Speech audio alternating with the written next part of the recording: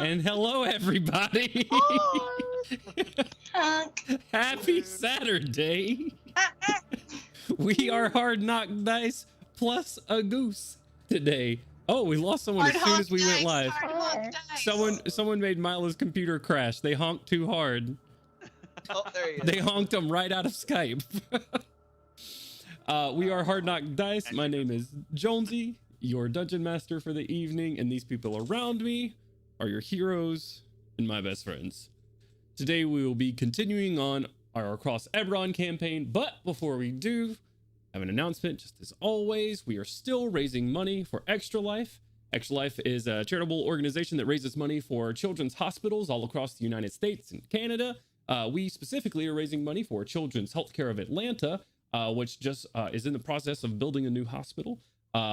So donate. Our goal ultimately is $3,500, but at $1,500, we're going to be giving away a digital copy of Tasha's Cauldron of Everything. At $2,500, we're going to be giving away a SteelSeries gaming mouse, and at $3,500, our goal, we're going to be giving away a SteelSeries gaming keyboard.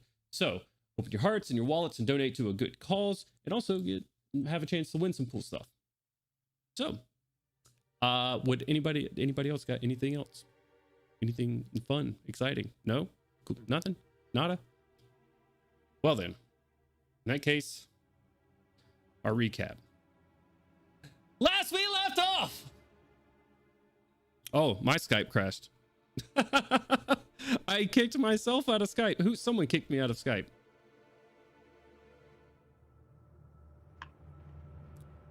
All right, guys. No. I don't think he's coming back, y'all.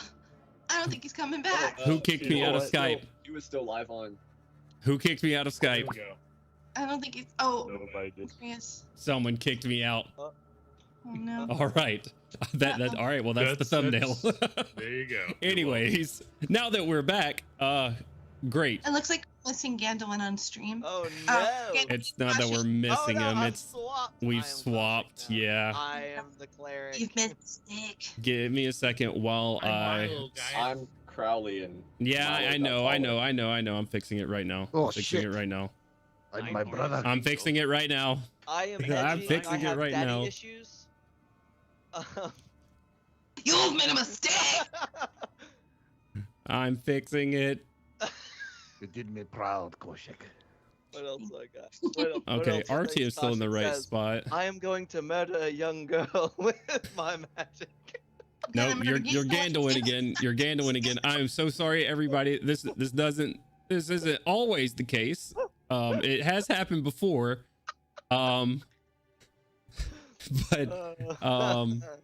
Yeah. Oh, they're now two. Oh god, there's two of me. Yep. Oh, I'm working on it. guys. I'm working on it. Enjoy your campaign. I'm working on it. Alright, I'm playing two characters today, guys. Now Let's make go. Cody play everybody. I'm working on it, I swear.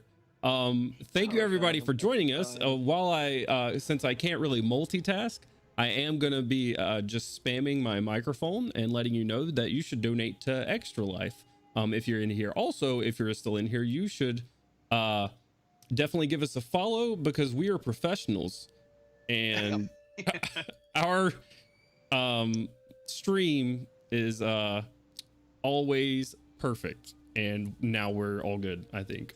So anyways, that was wild. Please someone let me know if you hear echo, because it may be echoing. Change your background right now. Let me know if the stream is echoing, because with me changing your cameras, it might be.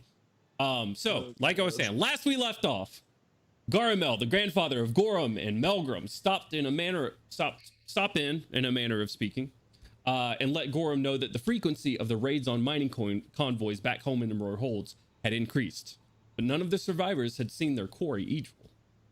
Garamel had informed Gorum that it had become such a nuisance that his father was going to be outsourcing the protection of the convoys to House Deneath, a house that spent a lot of time on every side of the war, and he tasked Gorum with keeping an eye out for any sort of trustworthy mercenaries, as much of an oxymoron as that might be. The group continued on to Vralkek, running into a large storm from the south. Keen eyes in the group saw a capsizing ship amongst the large waves, and several creatures on board panicking, and a monstrously large crab assaulting the vessel. The heroes leapt into action, saving most of the crew, defeating the crab and gaining a large slab of stone that the goblins couldn't seem to leave behind. We pick back up in the airship, several goblins in and around the party, assisting them lift this large slab of rock onto the lower decks of the airship. And as Nobo lifts up and away from the deadly sea below, that is where we pick back up. So, it is in your guys' hands. What would you like to do?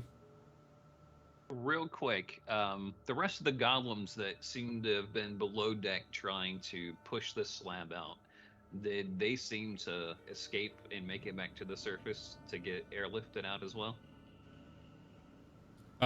They're on your airship right now. I just mean the remaining ones that were below decks, like in the water, trying to push the slab out. I couldn't remember if those had also gotten rescued as well. Right. No. Most of them are on your. All of them had been airvac'd to your airship, and they're still on the airship, like reaching down and trying to help you guys pull this thing up. And at this point, you guys have all grabbed onto it and lifted the last heave of this large slab of stone into the bottom of the airship. Right. Yep. Okay. It is on you. I am wet and cold and irritated, so I'm gonna talk to the goblins in Goblin. Okay. And just, what the fuck is this slab, and why was it worth it so much for y'all to get down there? You have just one of them looking around pretty nervously at this point. He has to get it. Why? What is it? Because he wants it. Who? The Ash Lord. What did he say, Jones? The Ash Lord. Oh, so the guy who's in charge of this fucking city? Correct. Back to common. Fuck. Or good. I don't know. I don't know what you mean, this fat? rock is. Well, it may be a good thing. I don't know. Apparently, the Ash Lord wants this rock. So. Well, that's good for us. Oh. Yeah. Could be. I mean, yeah. I don't want to talk to him, but I mean, we could. Maybe he would owe us a favor. Allow us to conduct our business without being harassed utterly. Alright, well, tell them to line up. I need to look them over, make sure they're not injured or suffering some kind of illness from being in the cold water. I'm gonna help you out, Milo. Milo's gonna break out his medicine kit. Yep. I mean, Me too. okay. You should also look at the runes on this thing when you get the chance, because I don't think anybody else here. Alright, well, last time I Don't do checked, that. giant slabs of rock don't get hypothermia, so. I'm just going to go back underneath the waves and make a quick check to make sure there aren't any more goblins thrashing around out in the hard to see through drink. Sure. Go ahead and make a perception check. It's still heavy rain, so it's going to be a disadvantage. Yep. All right. He still has the drone on him, so could that give him assistance? Sure. Yeah. I'll say the drone will aid you. So flat roll. 19. 19. You look around. You do see a couple of goblins, but a quick inspection and a quick look looks like the waves got to them before you guys did. All right.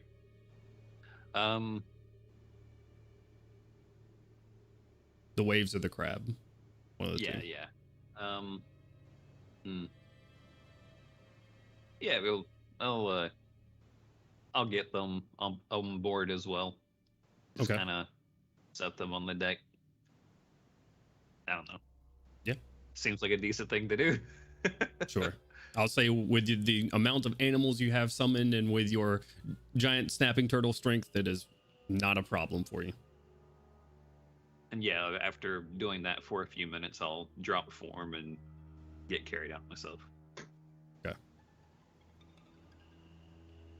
All right. Kaushik and Milo, either both of you roll medicine checks for me or one with advantage.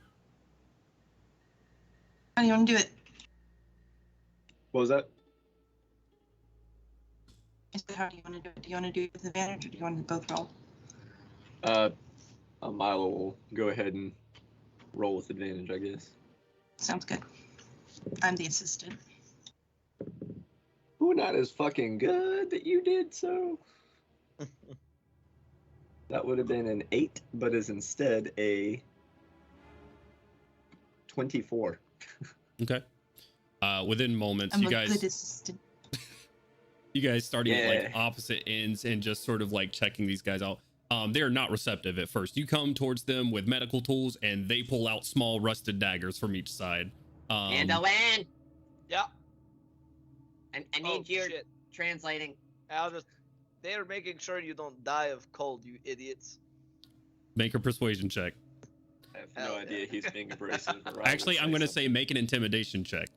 It's the exact same bonus. They're not sure either. 4.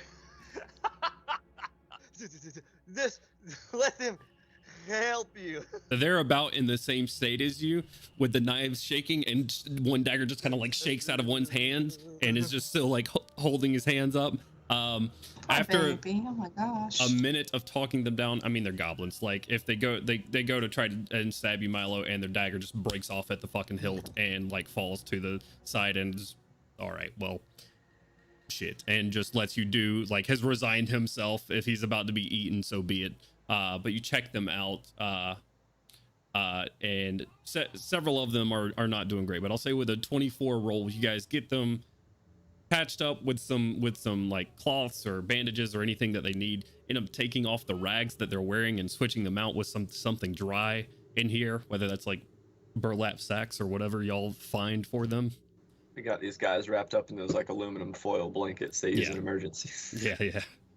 I'll say you go into like the cruise quarters, since you guys are down here already, and there's several blankets that are large enough to cover all of the goblins that you guys have down here, which totals out to like six to 8 or so. Yeah. With a half orc. No, go ahead. I would say with a half orc. Yeah. Milo will spend whatever time necessary to get them all unhypothermiaed if anyone else wants to do something else. Okay.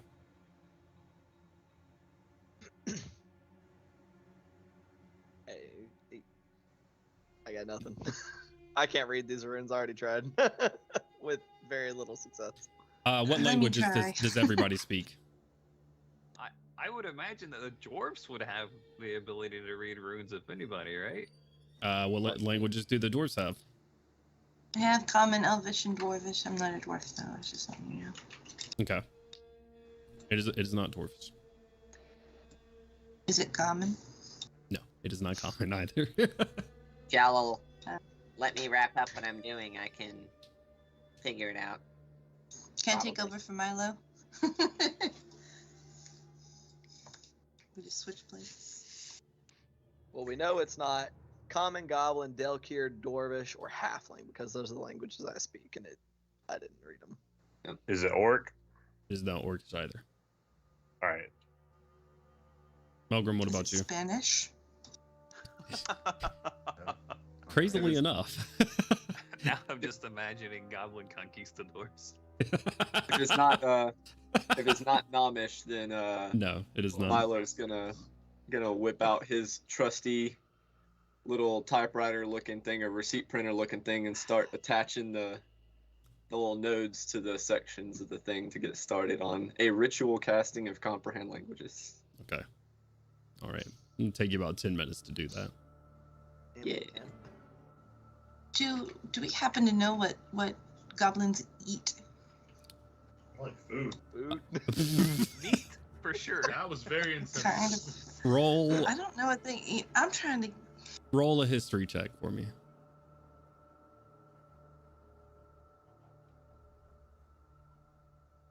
Whatever my plus is, it's 15 plus my plus. So my plus is The 0, goblins so it's are- 15. It takes you a quick second to look at the sharp teeth that are in the goblin's mouth. They have a diet of pretty much anything that's put in front of them. So Okay. I they mean, have a I would like to- seafood diet. They see food and they eat it. I like goats. I That would dumb like to find Erish and be like, do you think you could whip something up for our guests really quickly? Of course, yes. And takes Thank off you. immediately. Go get them babies fed. Erish says, before I go, I have something that may help if you want to get them circled around, and just puts a candle in the middle of them, lights it, and as small as the candle is, it actually warms the area in about like a 15-foot radius. I go stand in that circle.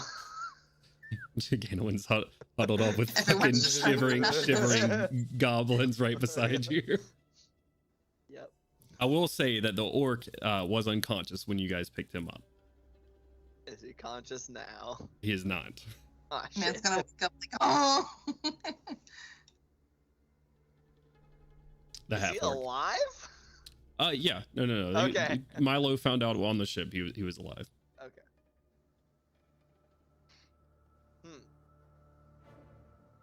I guess he'll wake up eventually. Just gonna look at him in the circle of warm. Look at Sure. I can't do anything about it. Drag him over closer to the candle. Okay. And drag him over there a little bit closer to the candle. Or it might be a little bit easier to move the candle over a little bit closer to him instead of dragging him over. It's actually a very heavy candle. When you move the candle, you have in tow 6 goblins and a Ganduin sort of shuffling along with the candle. Right, everybody, let's go. All right. Everybody hold hands. What would you guys like to do right now? The goblins are doing much. They're doing their best to stay by the stone slab. But other than that, they're just untrusting of you guys and sort of looking around. I guess I'll ask them more questions about the slab and the Ash Lord. Like, Sure. the Ash Lord wants this slab. Like, Yes. how does is there like a reward for the slab, or just like you live if you give him the slab, or that kind of thing? Everybody leaves if we get the slab. Oh, that's as good. Okay. Do you know why he wants this slab? Because he wants it. Because he wants it. Where did it come from?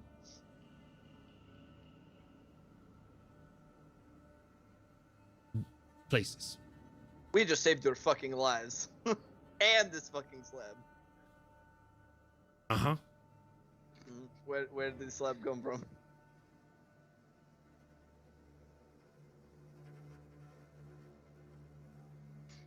I'm just gonna, in Goblin, even though nobody else can understand it, but I know they can understand it, I'm just gonna turn and look over my shoulder towards where the door is, and I'm like, hey, somebody open that door back up.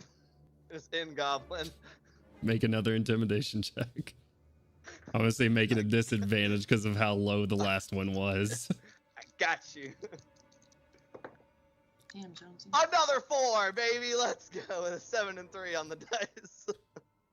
Just sort of shaking and shivering. You're not you're not presenting the most intimidating argument here. And they say, "We prefer the water than the Ash Lord."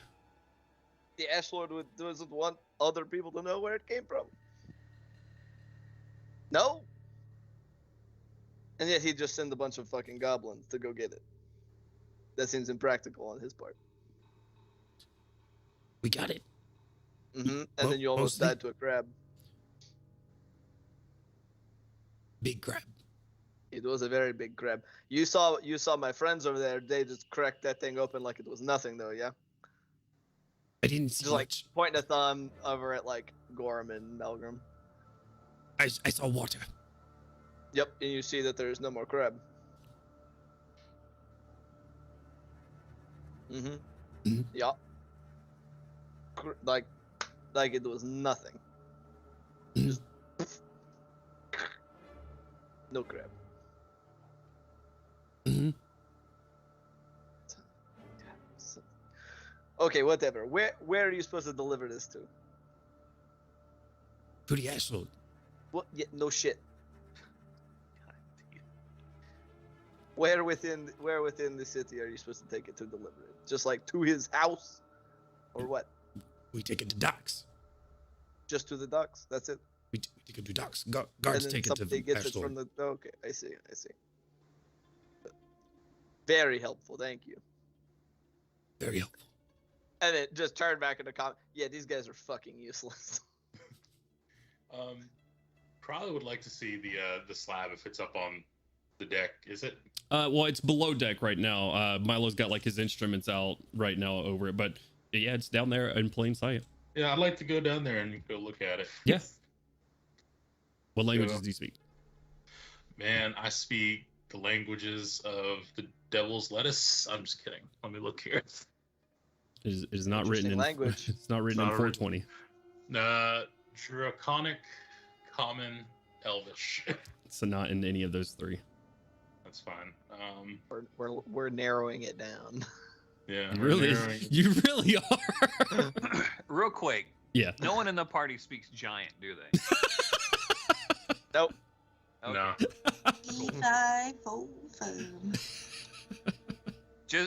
Just wanting to go ahead and ask that question before we start narrowing it down from. I mean, the fire giant wants a slab with runes on it. Let's Hey, be man. realistic here. Hey, we've got our artificer on the case. You do. He is casting. I believe it's comprehend languages, right, Cody? Right. Cody, or Milo, Yes. rather. After a couple of minutes of ritually casting comprehend languages, you do find out that this is giant, or at least giant runes. Surprise! And you find out that these are sealing magics. Oh. What? Well, Like reading the little printed readout, tearing it off the top of the printer is like, so it's giant, but it's not like It's- sentences. These are sealing runes. For They're on a rock, not the ceiling. no, sealing like to Jesus. or not Jesus, whatever. It's used to keep Corvair something. Jesus. Onatar. Eberron Jesus. It's used to keep something inside. Gambling. But okay. Well, Or locked away. I mean, Having There- made that discovery, actually, I do not know if hold on. What do I have attuned? Okay, I do have my nerd goggles attuned. All right, flipping down my nerd goggles, I'm going to. Can I make like a knowledge arcana check to try and identify what kind of sealing runes? Give me some. I don't want you to waste the spell. I want to make sure I'm gonna be. Give me like. What are you talking about? What kind of sealing runes? It's not a spell. It's just a knowledge arcana check to identify, like, see if I could figure out what kind of spell it would be. What kind of sealing? Like, is it holding in a creature? Is it simply like protecting the stone? That kind of thing. Sure. will Yeah. it kill us if we poke it with things? Make like it. Make an arcana check for me.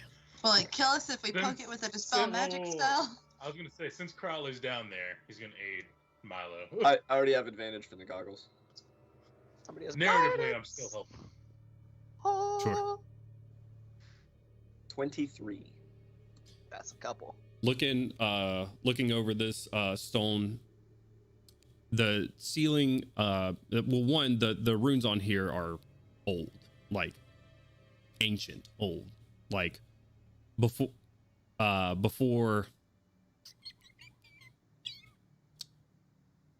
yeah, before Galifar the First, like, era. These are old.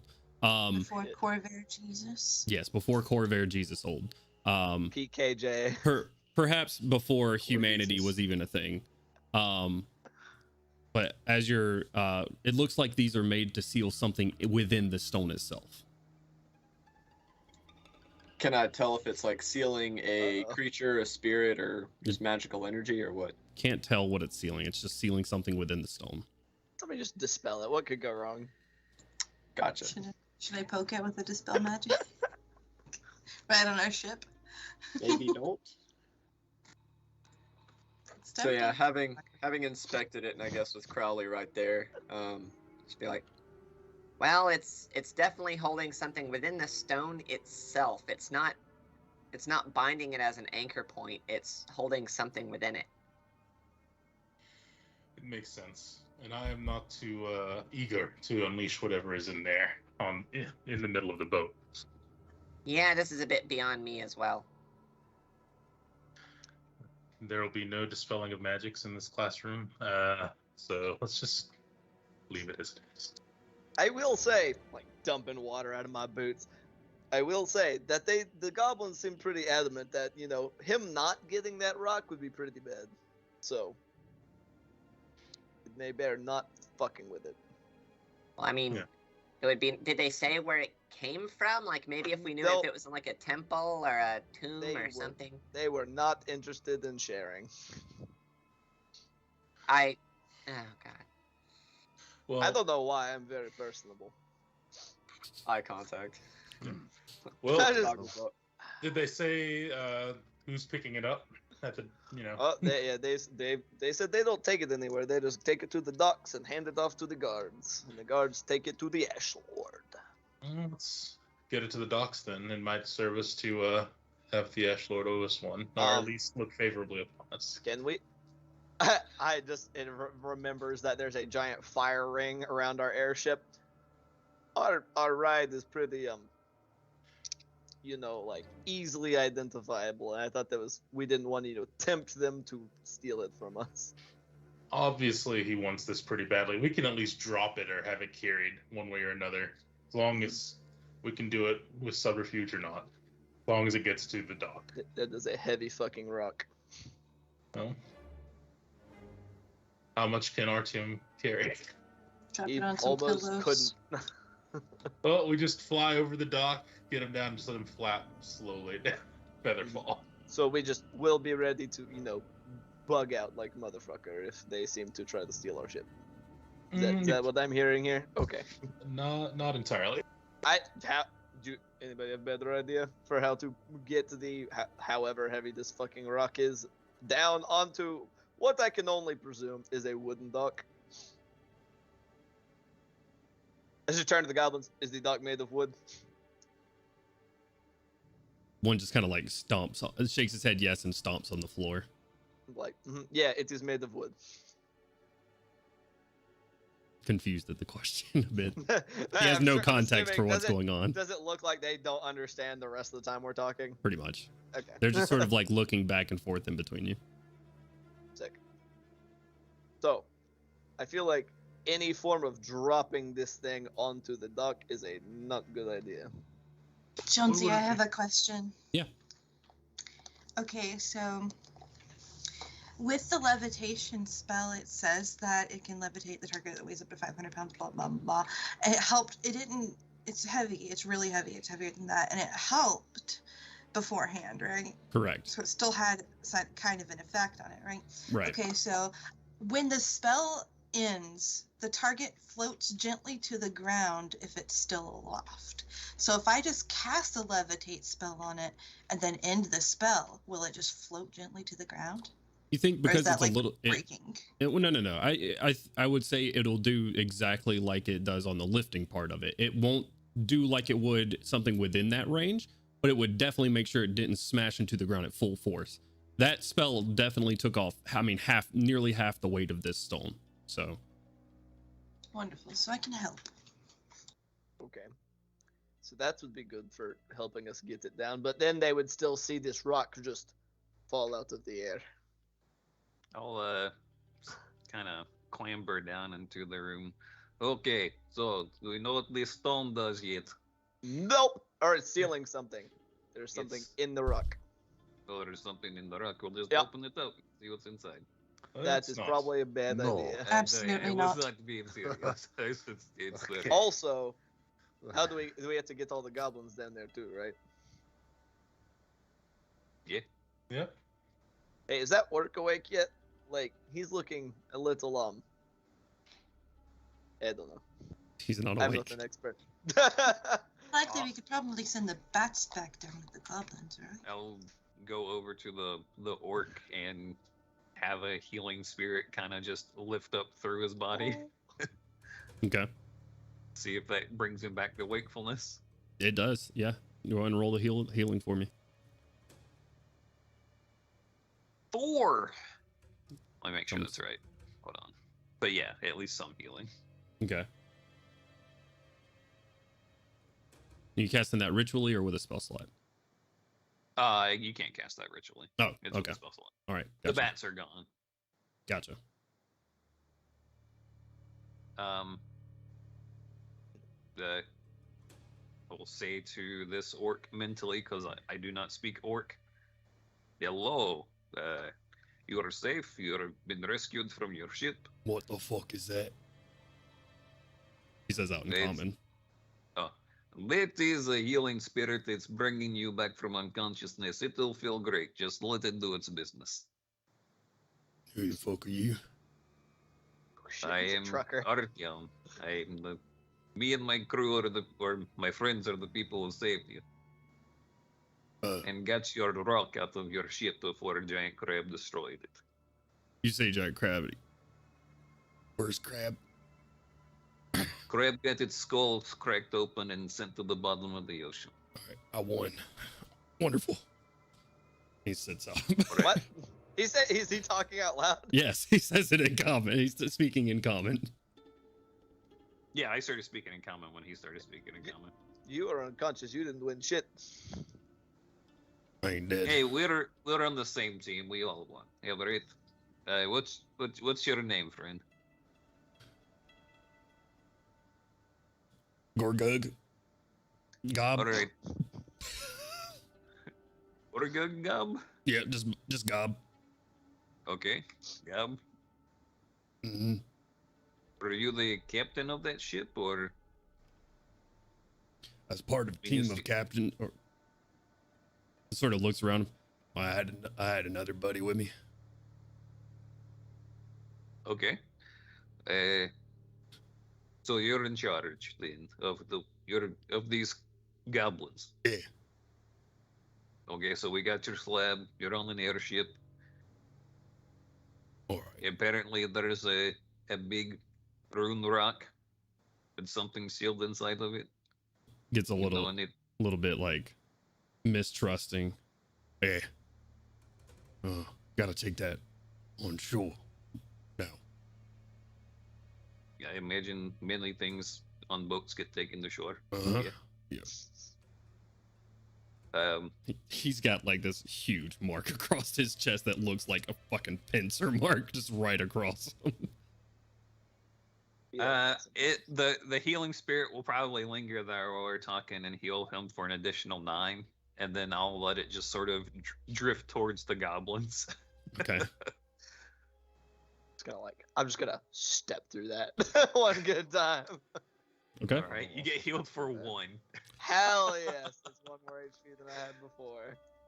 And then it'll heal another goblin for 6 and another. Wow, 2 6s after I heal Gandalf for 1. Ouch. Okay. We'll remember this. and then it peters out. That's all I got. Okay. For that. Oric feeling a little bit better now. Like, well, you taking me to shore then? Rock in tow. Yeah, here we get the rock. I'll take you to shore. Do you? I mean, is there anything else you needed from your ship? I mean, I have no idea what you are doing out there. I mean, it's kind of at the bottom of the ocean now. Well, yep, I'm not worried about it then. Just go off with the rock. I'm glad we got that. Yeah, their goblin friends seemed very adamant about getting it off the boat. What does it do, aside from, I mean, what's inside of it? Not my business to know. Well, sure, just like a mercenary then. Insight check. Roll an insight check. I wish to know whether he actually knows or not. God damn it, 15. I rolled a 20. Wait. Hold on. I rolled a 21. There we go. That's a lot better than 15. Seems to be telling the truth. You're looking at him, and genuinely no interest on what's on the inside, just interest in getting it to shore. Did someone hire you to get this lab? Hired me, yeah. Hey, friend, I'm not from here. I don't know your customs. You get told to do something, you go do it. Especially when the Ash Lord goes tells you to do something. Oh, so you're doing this for the Ash Lord? Yeah. Okay.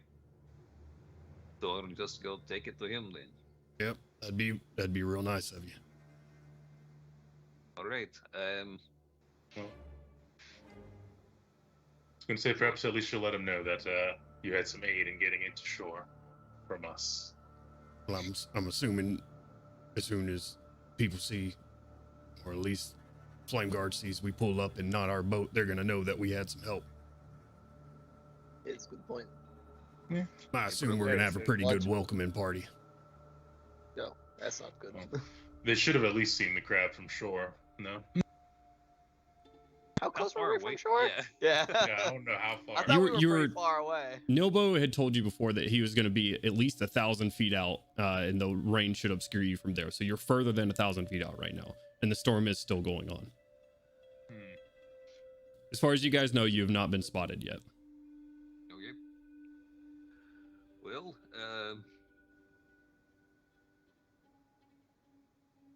I guess let's get you home. If you live in, is it Vralkek? Not Vralkek. Yep. All right. How common are airships in Vralkek? Just if you don't mind me asking. They ain't. No, not that. Oh. Nope. All right. Could you let it? I mean, do they take kindly to airships showing up in their city? Are we putting our ship in danger by bringing it to the dock? You fight whatever comes at you off. Yeah. Like what? I don't know. Goblin.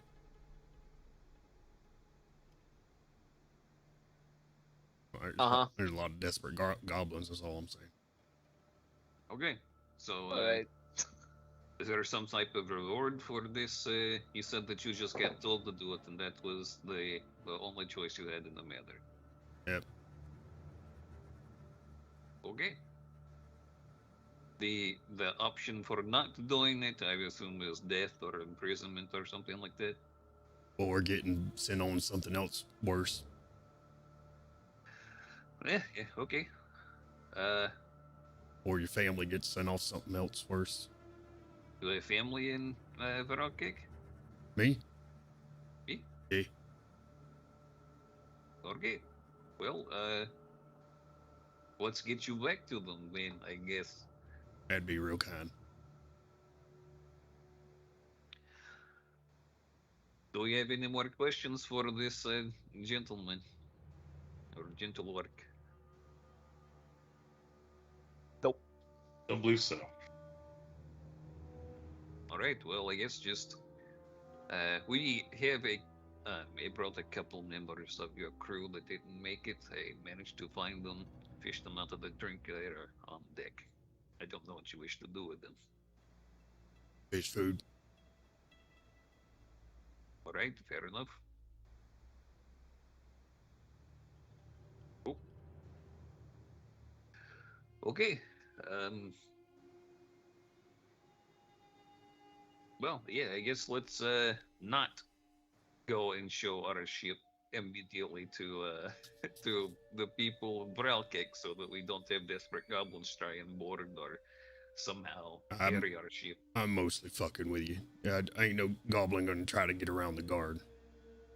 Oh, So the guards will stop people from attacking the airship. Guards keep law and order there. With All right. a brass fist. what? Okay. Sure. I feel like that phrase is usually like a little different, but I'm not sure how. It's usually an iron fist. They keep it with a brass fist. There's What a is the reason they difference? keep it with a brass fist instead It's a of... little bit more brittle. They're made of brass. Oh, They? okay. Like the guards themselves, they are made of brass. Yeah. Could you explain that a little bit? They have brass armor, or they're like automatons? No, they people.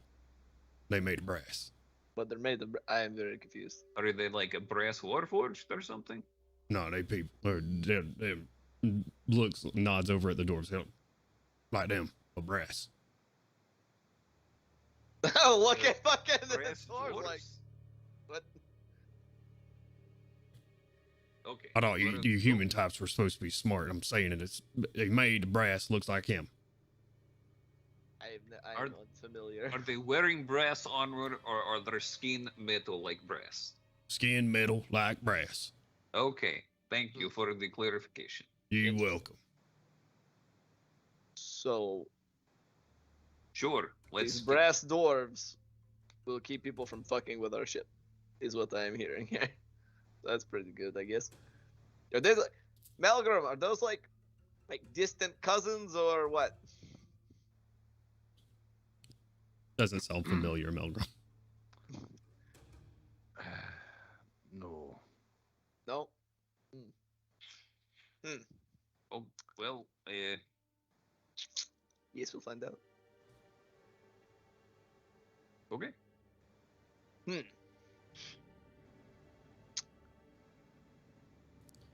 Carrying on your Any- insight check, just for a moment. The two that are sitting here talking, these guys don't know what you're about to do to them.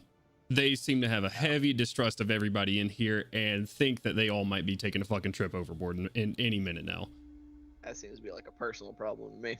Well, they're Yeah. Oh, so Yeah. so even the orc seems a little bit shaken of what's He- going to be he's, happening next. he's not shaken. He's just not trusting right now. He does like the kindness seems foreign to him. Interesting. Yeah.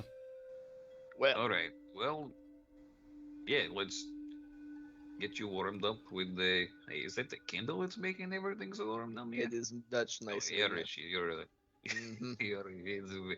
he's a very good guy. All right, so I guess just warm up a little bit. We're pretty close. You almost made it. Do you have any idea where the fuck the crab came from? It had skulls on its back that were making winds and all kinds of other weird things. Is that normal for this area? I mean, no. Again, Awesome. I've never been here. I don't know what type of weird creatures are in this area. There's lots of weird shit. Okay. Wonderful. That is very encouraging. All right, so team, are we going to land our airship here, or are we trying to keep it secret and hidey? I mean, There's not going to be much landing, I guess. Or we're going to be dropped off, is a more apt way to put it. They a message to you will say, be kind of hard to have weaponry installed on the ship without the ship. That is a very good point. I know it's a message directly to Artyom, so Oh yeah. You Sorry. will Okay. remember that Nilbo Damn. has said once before that he could install these things while you guys were doing what you needed to do in the shadow marches once you got there. That Right. he did not get want to them up spend there. more than about 12 hours here. well, I knew he was installing them, but unless I wildly misunderstood the thing, I was imagining like cannons the size of this frickin' slab, not exactly something we could easily Oh yeah, no. transport on the ship, like to even get the raw parts on there without having a ship nearby. Yeah. Oh yeah, definitely. Naval cannons. You can imagine. Okay. We're going to have to get them loaded in any case. Let's just go there, and if something happens, we'll wipe the dock out from the ocean. Is the return response that I give to. Oh, you do it. You give him a message. Okay. Yeah, give me a Alright. message. With a Milo just kind of nod. An important distinction there. Yeah, Perhaps not out loud. perhaps for, and this is out loud, for cargo purposes, we should have our ship on the docks. That makes sense to me. It also makes for a good choke point if people do try to rush the ship. Yup. I'm just being pragmatic, is all. Sure. Makes sense. Okay, do Yeah. you folks need anything? You're looking pretty scrawny. I hadn't had too much to eat on that boat. You need any? They're looking at me. It's about this point you see air. Oh, And you about as guys- soon as you Koshik said says it, they like had she to be. summoned him out of the ether, you see Erish coming down the stairs with several small meals. Nothing fancy like he cooks for you guys, just something quick that he threw together that's warm. And got like some cups of like chicken broth soup and shit. Small chunks of chicken and stuff. What a nice guy. Starts Well, if that's passing just them the out. plan, we may as well go ahead and tell Noble to start bringing us in then. Yep. Nah. All right. Go yell at Nilbo to take us into the docks. Nilbo! Oi! Take us to the docks! All the way? Apparently. They're metal dwarves that will make sure we don't get fucked with. Metal doors won't fuck with us. Apparently. This is part of the adventuring license. Let's go. Right then. For his part, Milo's going to be trying to get in on that airish feeding frenzy. It is every bit of a feeding frenzy. As soon as like a couple of quick glances around, one goblin takes the initial dive, like the sacrificial lamb, and like eats a bit. And after a few seconds of him not dying to some sort of poison, the rest of them you just hear Veer's like gone. So a quick question, because yeah, we've never had to do this. Sure. This is the boat. Yep. For all points of so we should have rigging. We should be able to just rig this up and put it over the side with an arm and latch it. Sure. Yeah. So yeah, the goblins can do that because they should be used to rigging. So sure, shouldn't be that different. Is basically what I'm asking. Right. I will fire ring. Minus the firing, the rigging, not so much. I will supervise these goblins. Okay. You find yourself shoulder to shoulder with the orc who is also supervising these goblins, looks over at you like a very, very, yeah, I'm the boss kind of moment. I'm in charge. Yeah, but this is our boat. Of course you are. Exactly. Exactly. Chief, you're the big guy here. I'm just making sure that they don't break anything, because they seemed, I'm not going to lie to you, they seemed batshit dumb. Yep. I mean, this boat is our home. The ship is our home.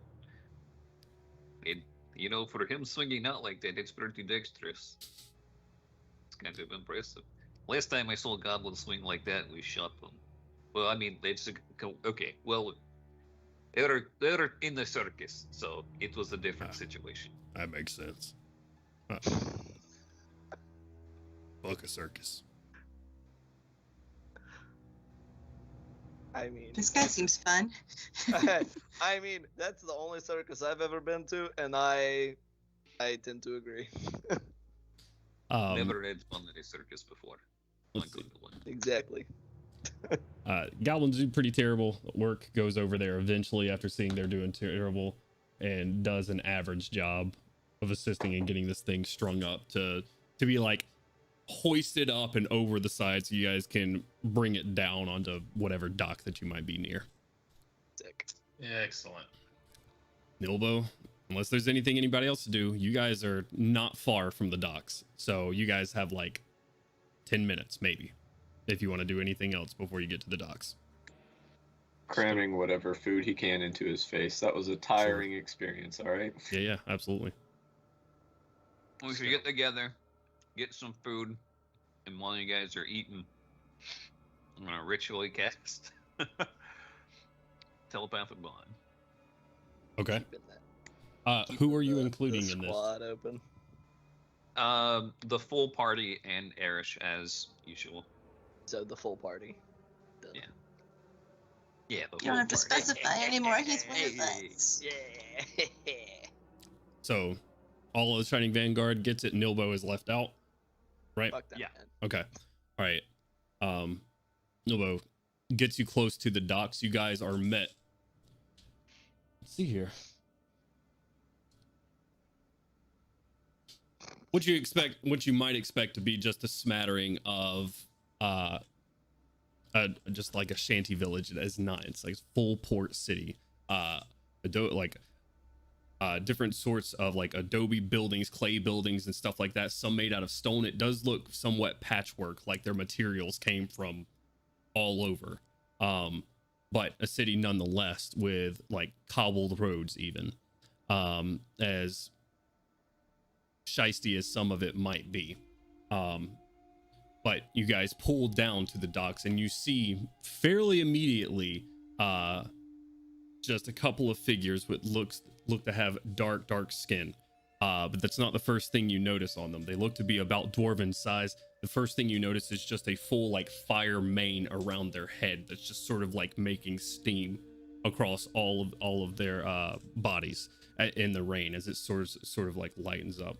You guys pull down, get a little bit closer, and about 20 come up, and about 10 more. You guys have That's a lot of fellas. you have about 30 guards. Looks to be made of the brass skin that was described to you. Just sort of all looking up in the air. All of them like bring up like mallets and whatnot into their hands and just wait. Just gotta like, they look any more familiar now to Malcolm? Like, ringing any bells? Nope. Nope, Never okay. seen this before. Alright, This well. is- Across from the docks, you see several different residential type areas where people may live. On the other side of that, a large sprawling, almost like a tent city covered just in canvas from one side to the other. And on the opposite side of that, a tall tower set on top of a cliff face that overlooks the whole city.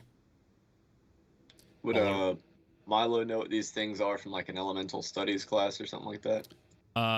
Make an Arcana check for me.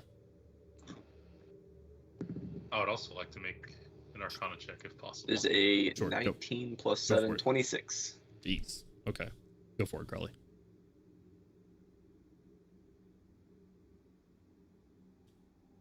An 18. Okay. I'll say both of you have at least heard stories. Not exactly. I would say with a 26. Jesus. You know that these creatures known as Azers are from the plane of Fernia, or the plane of fire. So seeing them active on the material plane is odd. But if the rumors are true that a fire giant is a warlord of this city, it looks like he brought a personal guard.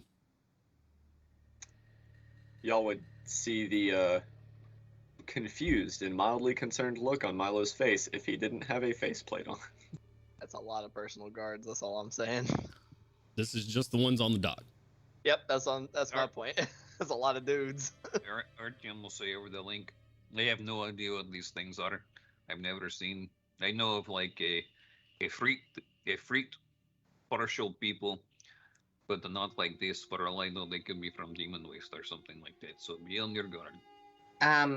Actually, I think these are Azers. This is still on the psychic What the link. fuck is that? Fire elemental, vaguely dwarf-like, not native to Eberron, that's for sure. That's just concerning. You know, the whole like, you know how the whole like Zoriat not native to Eberron. I'd really rather keep it the one Well, other it's- plane trying to fuck with us right now. Yeah, well, I don't know if it's trying to fuck with us, but theoretically, I guess, if the leader here, the fire giant, is native to the plane of fire, he could have brought these guys with him. I'm not that familiar. A team of 5 of these Azers, as you guys are sitting here talking and slowly pulling down to the docks, turn around and not slowly start running deeper into the city. Some of the Azers do? Yeah, about 5 of them. Yeah, shit. Hey, I feel like How- we should really like figure things out with these guys before whoever they're bringing gets back, because I'm sure that's going to be fun.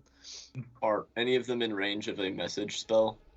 Not quite yet. I'm giving you guys some time to do whatever talking and planning that you guys want to. So you guys are sort of hovering and Nilbo's slowly bringing it down. No. Wherever we're going to be able to unload ourselves from, that's where Crowley's going to be standing. Crowley's ready to just walk on down there. All right. Guess we're all just kind of whenever there's there any kind of plan outside of if things go hairy, we just fucking book it. I can go down there. If things get hairy, I can dimension door back to the ship. If you're if you want to do that, Crowley, if you can speak on our behalf, you're a pretty eloquent speaker when you want to be. So yeah, that sounds like a good plan to me. Well, thank you, Artyom. All right. So I guess the rest of us just stay up here until Further mean- clarification. I'll be on the deck watching over you. If anything goes hairy, then they'll have a lot to keep them busy. Well, as we make our escape. I appreciate it. I can, dimension door more than myself if anyone else wishes to come down with me. Gorham? Melgrim? Gandolin? I'll go. Sure. Okay. I'm actually interested in seeing the Azers up close. I mean, you can fly though, Milo. That's not really necessary for you to have to get dimension door there and back. No, but I was just saying I wanted to go with him. Oh yeah, absolutely. By all means, go with him if you'd like. Erish, do you want Would to it- go out there to talk with these people? Perhaps after you've cleared the air. Sure. Would it maybe be a good idea to have some of us hidden, just in case? Yeah. Just stay on the deck. It shouldn't be. I just bad. kind of look at Gandolin like, What? you're on a boat. Uh-huh. That doesn't mean they have to see us just standing here. Oh yeah, sure. If you If want they to think there are make fewer of us. Yeah. our full numbers known, sure. Correct. That is what I'm saying. Okay. Say right about now, you're hitting about message range, so you're about 100 feet out. You guys are going to have to stop about 25 feet above the dock because of the fire ring to make sure it doesn't hit anything. But Nilbo should be able to do that without an issue. Letting everyone know what he's doing beforehand, Milo would, All right, I'm gonna hail them so that they at least know our intentions.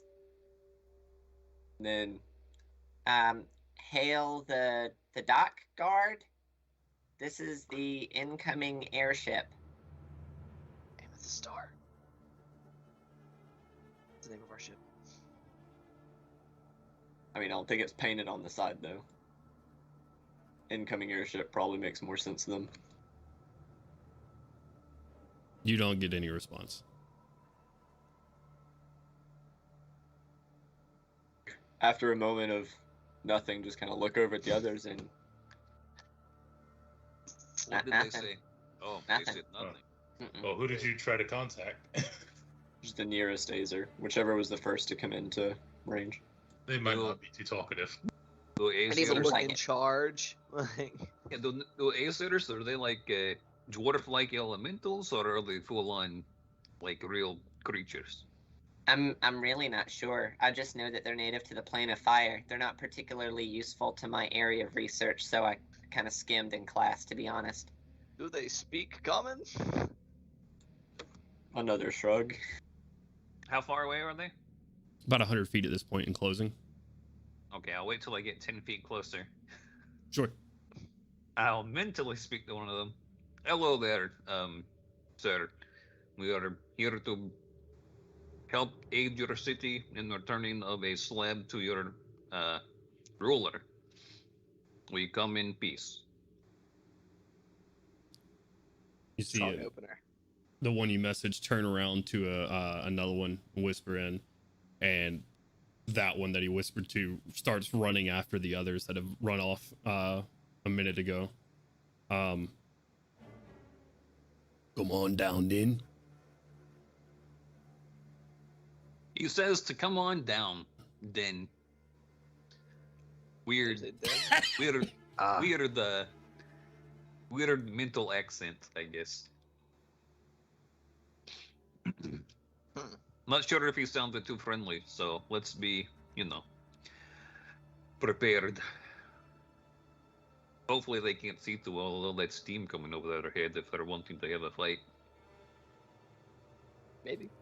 So you guys get lower and lower, get closer to the docks, finally making about 20-25 feet. How are you guys disembarking, first and foremost? Well, I imagine we can just open the rear, and because it just lowers down like that, and then I can just It does. hop on. I won't. But say- the ring, yeah. Yeah, it'll extend a little bit, but within a couple of moments, a couple of Azers grab like a gangplank and sort of sling on to meet the rest of the way, and you see them kind of go once they do, sort of mounting, securing this gangplank to the dock that you've provided and whatnot. It is open to the dock. Okay, well, yeah, I'll step down then. Right. Milo will be following behind him. Right. Anybody else? I'm at the edge of the, basically standing in my garden, looking down at all the things that are happening. Sure. We Sure. went down the ramp, right, and then just connected it. Right. So the door's open. I Right. would like to be right inside the door, just kind of stood off to one side where they can't see me. And before we make it too much further, I'll have the drone remounted to my armor. Okay. Roll a stealth check for me, Gandolin. Okay. Where's That's a everybody natural else 20 for 33. Jesus fucking Christ. The shadows, Gandolin, as you get towards the entrance of the bottom of the ship, the shadows just engulf you. I just imagined him blending into the wall like some part of the ship, part of the crew shit. You see him Yeah, I would step like to into be a on the shadow opposite and you side. cannot see anything there anymore. I'd like to be on the opposite side of where Gandalf is. Okay. Are you trying to stay hidden? Yes. All right, go and roll a stealth check for me. Stealth barbarian. At advantage Gonna because you're roll cloak. that. Yeah. Ooh, so that'll be an 18. Okay. Let's go. Very nice. Stealthy barbarian. Escatet. I want to be where Artyom is in the garden, Two of you perched up in the garden. All right. watching him. Yeah, Gorm's probably gonna be on the top deck looking down as well. Okay. So we got Yeah, Bill, make sure you stay in the center of the ship. I mean, we might have to leave very quickly, and I don't need you tumbling over the edge with your 2 left feet. all right then. That's where the food is anyway.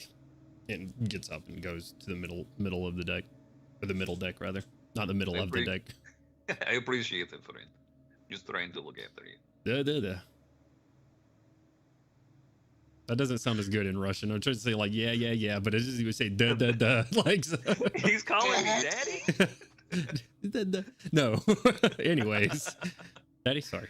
All right, you guys. Crowley's stepping down.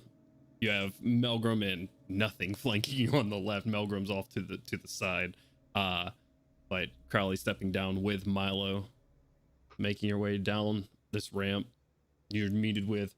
They have this large mounts just sort of in their hand at the ready, and about 8 of them form this like phalanx type wall.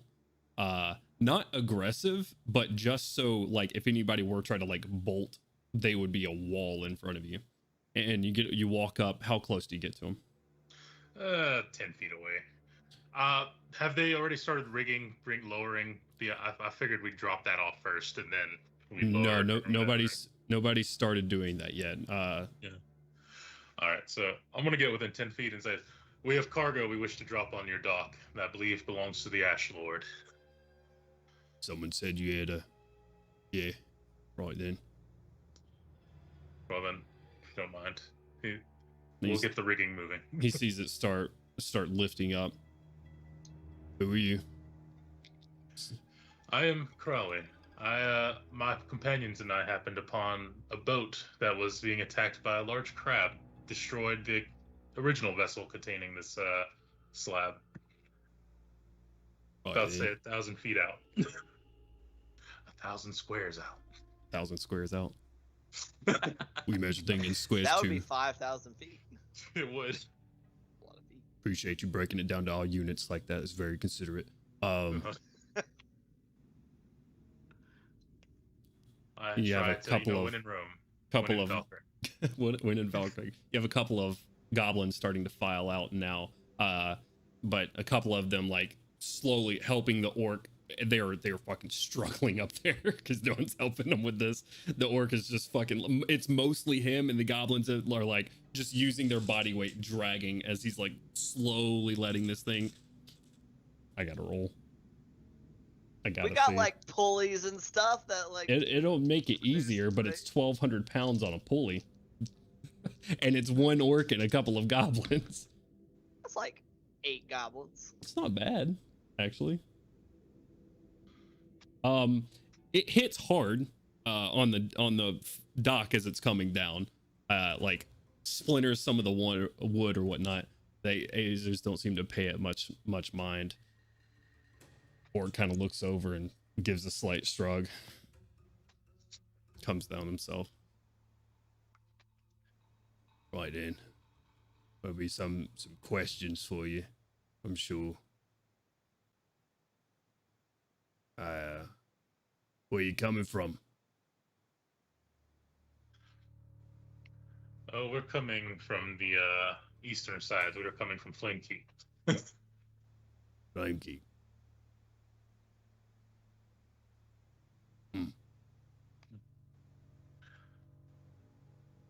Don't much like Flamekeep. They had a good wine. I have a cousin there. We trade between the different cities and settlements. We're not originally from Flamekeep, though. That was just our last destination. Being about 10 feet away, Crowley standing right here. The area that they're standing in is just like drying before your eyes, and you feel like a warm furnace from this wall of Azers in front of you, just warming you from this distance. Warming in the worst way possible, probably, as it's still raining. It's a very like muggy feel to it right here. Steam sort of coming up. It's not as windy as it had been, but you'll need to wait here. You can stay on your ship until then. Well, thank you. Not a problem. Uh, I'm gonna look over to Milo and just, get back up to our ship into the cargo hold. You're looking these Follow things. back up. Yeah, as you're looking these things over, Milo, because I know you went down to more of a scientific thing. You find like dwarven like stout figures, but only in like physiology are they like dwarves. They have totally brass skin. None of these guys are wearing like shirts. It doesn't seem like it's not armor. Their muscles and everything seem to be made out of like pure brass, and they seem to be radiating heat and just this ring of fire like constantly going around. But they're all this like same goldish greenish tint color. The lot of them all with like large mallets and some of them shields across their backs. So yeah. He is taking all of the mental notes that he can. You guys step back onto the ship for a moment. Those that are up in the garden, give me perception checks for me. Disadvantage? Not anymore. It's starting to lighten up a little bit. Ooh. 11. Nice. Same. Damn it, Kenny. Nice. Rolled a 2. What do you want from me? To not roll a 2. That's fair. Me too. I rolled a 10. 22. Nice. See, why can't you be more like James? I rolled a 13 plus 9. 22. Kasha, because you're standing there at RTM and Gorham a little bit on edge, making sure your friends down below are going to be okay, not looking out as much as you are down and over the edge, making sure everybody's all right and everything's kosher. Kaushik, you see coming down the street towards you guys pretty far out with a 22. You see 3 larger figures surrounded by these what Milo's explained to be an Azer guard. Just like about 10 of them following them through the streets. And as they get closer and closer, on the left-hand side, Kaushik, I'll say you see this fairly far out. If you would like to give anybody a heads up, I was, probably 500 feet away from the dock, I'll say, is when you spot them. On the left-hand side, you see a androgynous Yanti. If you know what a Yanti is, it is like a snake-like person. However, this Yanti has the upper half of a humanoid and the bottom half of like a large albino python. On the right of this central figure, you see a figure with the lower half of a scorpion and the upper half of a humanoid, but the upper half still is chitin plated and goes up to an arachnid-like face with mandibles and red beady eyes, covered in golden armor. And in the center, you see what is surely what Nilbo has heard legend of as the Ash Lord Goradon. large charcoal gray skin, fiery red mane of hair pulled back into a tight braid that goes down to about his back, riding on a large black fiery horse. As they are making their way down to the docks, stopping, and the Azers are just parting ways in uniform as these guys are making it down. But that's what you see. Okay, I am going to lean over to Artyom. Actually, I'm gonna do the everybody talk to everybody type head talk. The group text. Yep. Do you guys see that? I think the Ash Lord's coming. He's with a guy who is half snake and another guy who's half, I don't know, scorpion? Wow. Tell me you see this. Milo will try to take a look. You're on the docks right now, maybe coming up from the bottom of the ship, but yeah, takes you a few moments. I'll say Gorham and RTM definitely within the next few moments, easy to spot with this central figure towering over the other two. He's I will- so big. That looks pretty not great as far as a welcoming party. So I will just look back towards the rear of the ship, and with a Kalashtar mental message to Nilbo, just be like, yeah, make sure you're ready at the drop of a hit. Way to get ahead us of you. out of here. All right. And just give him a nod and keep looking back and say to the rest of the party, it's a big fella and really ugly friends. Okay, let's put our game faces on. Let's look oh so friendly. Kill them with kindness and maybe kill them if they make us. Can I do an insight check from this far away to see if they're like threatening? I would say without an insight check, they are threatening. Oh, what the hell? They are a threat. Oh. But are they upsetty spaghetti?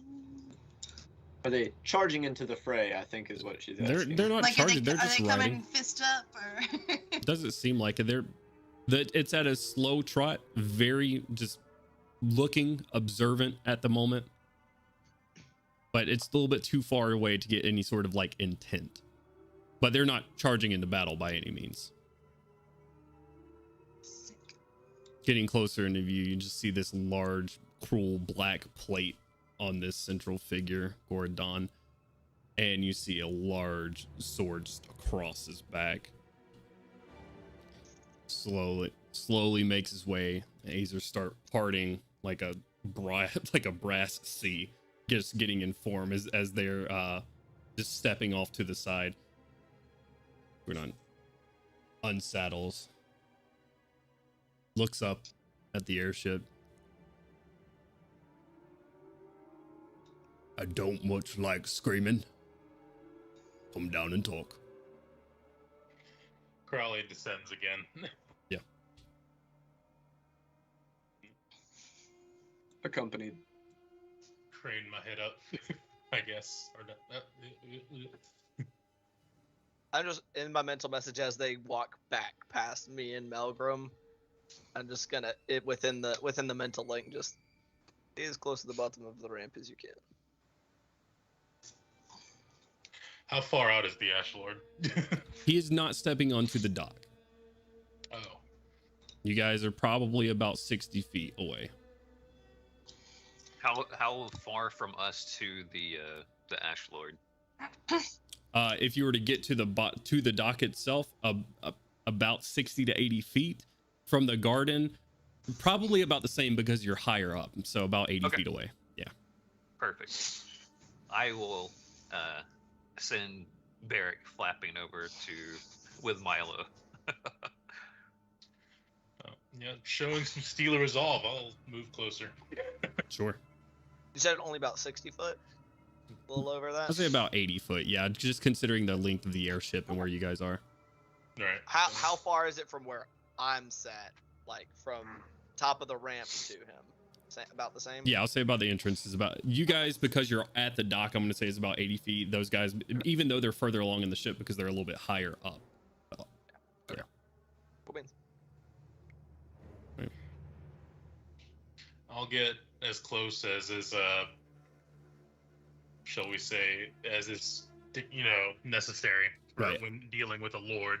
I would like to say who is visible that is not going down to the welcoming party. Me. I'm not leaving the front of the Gorm. ship. Okay, you guys are all staying aboard. All right. I assume you wanted to speak with people who were the captains of the ship, so to speak. Right. Okay. Carly, you step up. Yeah.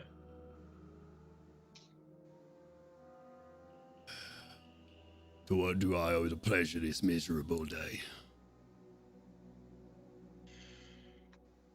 Who am I Well, speaking to? I am Crowley of the Amethyst Star. Wave hand to the ship behind me. To the ship. To the slab on the ground. Back to you. Yep. We came across one of your ships being attacked by a large crab. We managed to save some of the survivors and attain this slab, which we heard belongs to you, Ash Lord. Indeed it So does. We thought it best to bring it to the docks and return it to its rightful owner. There's not many smart people in this world. Seems you have at least a brain in between your ears, small as it may be. You're most kind, Ash Lord. Milo, knowing that he's not the most prolific of speakers, will simply give like an appreciative small bow. Sure. Crowley is also going to bow. Not of the kindness of your heart, you brought me what is mine. You are very perceptive, Ash Lord.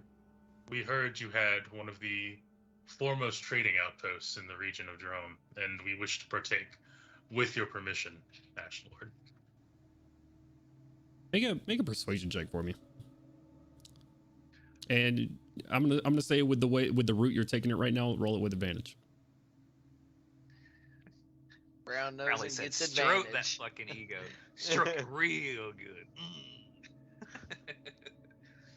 Yeah, I'll just have Barrick just sort of plopped onto the Milo's opposite drone's shoulder, I Okay. guess, for however Okay. much shit lifts up and takes off of Milo constantly.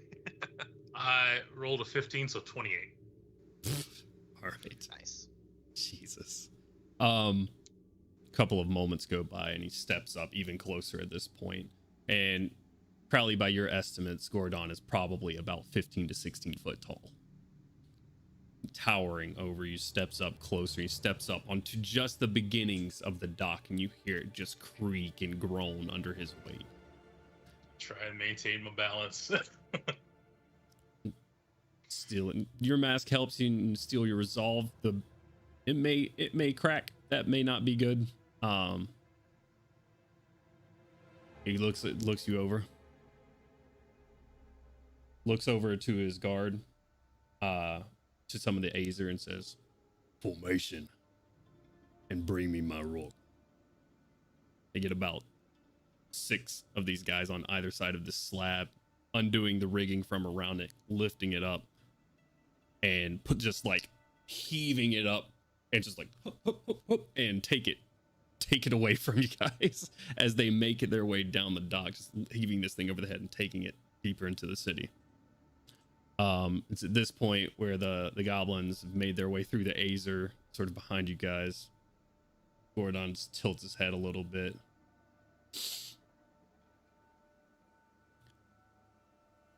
Saviors, at least for my rock.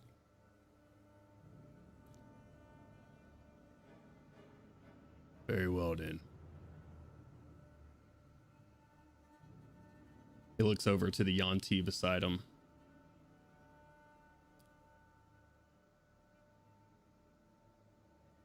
Jin, Their dock fees are waived. Taxes on the items they procure don't apply. And you'll have lunch with me. I would be most happy, Ash Lord, and thank you for your most graciousness in this reward.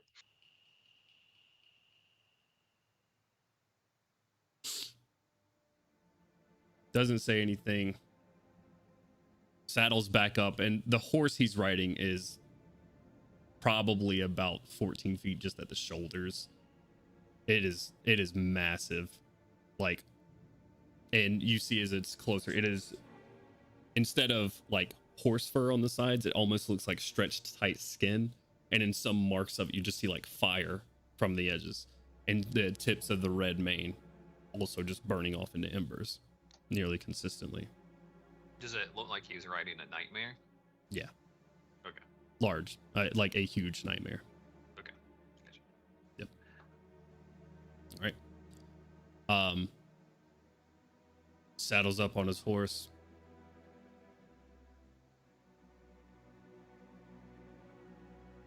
Ever met my tower in 3 hours. Until then, enjoy Vralkek. And turns around. Yeah, and leaves. Probably just gonna bow as he turns around. This Yanti slithers up to you guys. The Yanti, large itself in form, his large lower half just sort of slithers, says, "What's up?" It's just watching Rebecca like, just like squeeze in with all this stuff. I was like, "What's funny about a Yanti? He's creepy." Stupid lizard people, or snake people. Gosh. As this Yanti slithers up to you, I would like Milo and Crowley to make perception checks for me real quick. Can Barrick make a perception check? For sure. Yeah, I'll give Barrick a perception check too.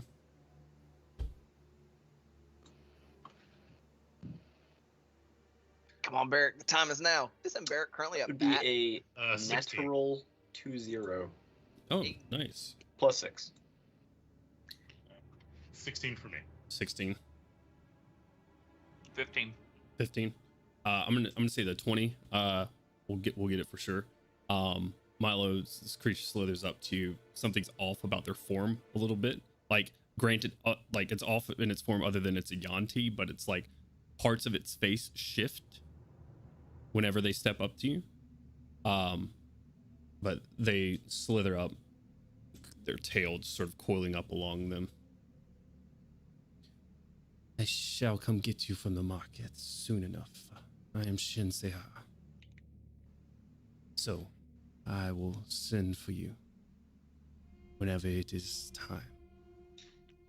Understood, and we thank you for your hospitality. Yes. Is there anything I could pinpoint about, like what the shifting of the face is all about? Like what's going on with that? They're dressed in like this nice like white tunic that it's pristine, like no rain on it at all. And up to their face, they have like the white and yellow and red scales that come up to about here into a human-like face, with just bright emerald green eyes. But it's the pieces in between the face, like just sections of it that seem to shift a little bit when they're speaking, and it is like only the keenest of eye would be able to pick up on it. Almost like their head is not one piece. That's horrifying. Thank you. That's for a lot that of headshots. description.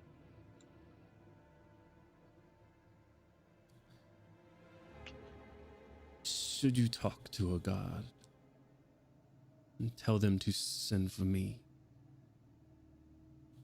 we will have you to Gordon, the Ash Lord's tower, shortly. Make haste in your shopping. Of course. Thank you. Once again. Can like look over it, look over at the ship and see if anyone else is seeing this. Keep his mouth shut for the time being.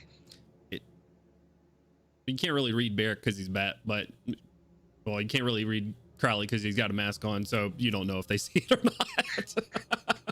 you look over to Barrick and is a bat, and you look over to Crowley who's wearing a mask, and I don't fucking know if they saw it or not. Yeah, well, it was more of just like the self-conscious, like Yeah. Barrick's purpose is there so that I can eavesdrop on the conversation. So You hear all of this. yeah. All right. All right. You guys. Once he, I'm sorry. Go ahead. I was gonna say once he backs away or whatever, I'll make my way back to the ship unless he's got anything else to say. He does not. After he says that, slithers away alongside the like gold-plated armored scorpion like creature. Just slithers along as they both go back towards deeper into the city. All right, yeah. Crowley will move a hand to back of Milo's armor and say, "Let's go back to the ship then." Right. We definitely need to discuss this. This is going to be a situation. Yeah, I'm gonna. I will say Yes. in the link. Yeah, bring Neilbo down too, since we're gonna be able to get these parts. Right. We are. Nilbo, come on. We've got to go, and we've got to go quickly. Sure. We're going- Have the goblins and stuff fucked off? Yeah, they're starting to walk into the city. Like, as soon as the Ash Lord rolled up and like peeked in their direction, they tried to make themselves invisible in the crowd. They tried not to be present. I am going to take those two goblin bodies, and while the goblins are just completely gone, or are they now trying to move on? They have left. Okay, well, I will set the goblin bodies down somewhere. Shit. Where are you setting them? I will try to gently set them on the dock with, if you will allow me to use Thorn Whip as a makeshift rope to kind of just. Whoop. Sure. I'll say I'll be levitating now. as soon as you do, a couple of the guard like come over and inspect the bodies, like kick it a couple of times, and then just into the dock with their hammer, or into the sea with their hammer off the dock. Oh, that was a waste. Anyway, yep. Rushing off the boat. Okay. I'll see you guys group back up. Yep. Middle deck, I would assume, or bottom deck. Yeah, probably middle deck. Yeah, sure. I have Barrick fly up to the prow of the ship to keep an eye on things if we have more folks approaching. Okay. Yeah. Seeing those bodies go down, and Crowley's just like, "See, claims it's dead after all." Yeah. Is this something that, well, I suppose we can all speak mentally, Harris says. So no one is eavesdropping. Nilbo can't speak mentally. Yeah. Very well. One moment. And he goes back into his room, brings out like this clear, almost like gel candle, puts it in the middle, lights it. You see it sort of radiate up and around the group in about a 10-foot radius. Should make it, at least it's not completely soundproof. We'll make it harder for someone to eavesdrop if we do need to talk. All right, this is the short and sweet of it. Nilbo, the Ash Lord's going to invite us to eat with him in 3 hours. I don't think necessarily all of us need to go, but you have 3 hours to get through the city and get all the things that you need and get it on this boat ready for us to get the fuck out of here. Because if I know anything about people like this, is that he sees that we're capable and we're willing to do him a favor, and he's going to want another one. And if we say no, he's not going to like that. And we've got more important fish to fry, so inevitably we're going to have to tell this guy no, and he's not going to be happy about it. More importantly, the dock fees are waived as well as the taxes in the market. So, have at. Right then. Well, I'm just gonna say 3 hours, not a lot of time. Especially depending how big a market it is. I'm gonna need your help in the market. Right, we can come with you. Just letting you know the situation. That Yeah. this has to be done in 3 hours. 3 hours for us or whoever's going. Obviously, I'll have to go, but you'll probably get at most an additional hour. But you should certainly make sure everything is on the boat by that time. Right, are you, and he points to Eris, are you staying on the ship then? And Eris just sort of looks towards the group. It's whatever you want to do, Irish. Well, what I'm saying is someone needs to be on the boat. You have to be. Someone has to be.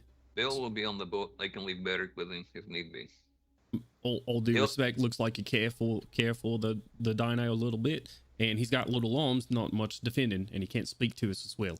So I'll stay can on the stay with ship. Okay.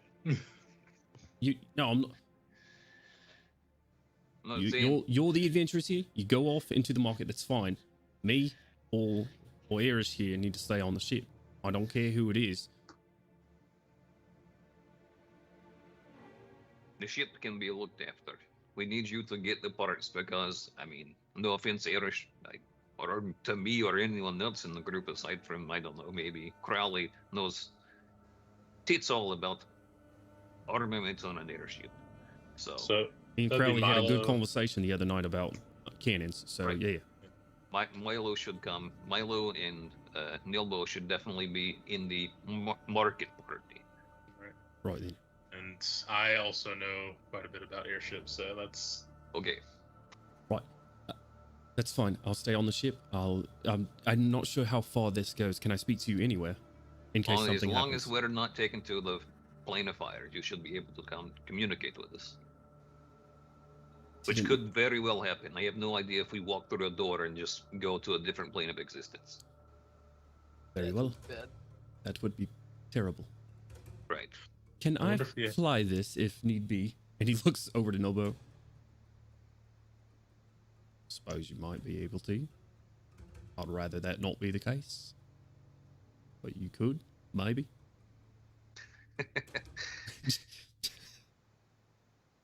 Eris decides to stay on the ship for you guys. I will let you know if anything goes wrong.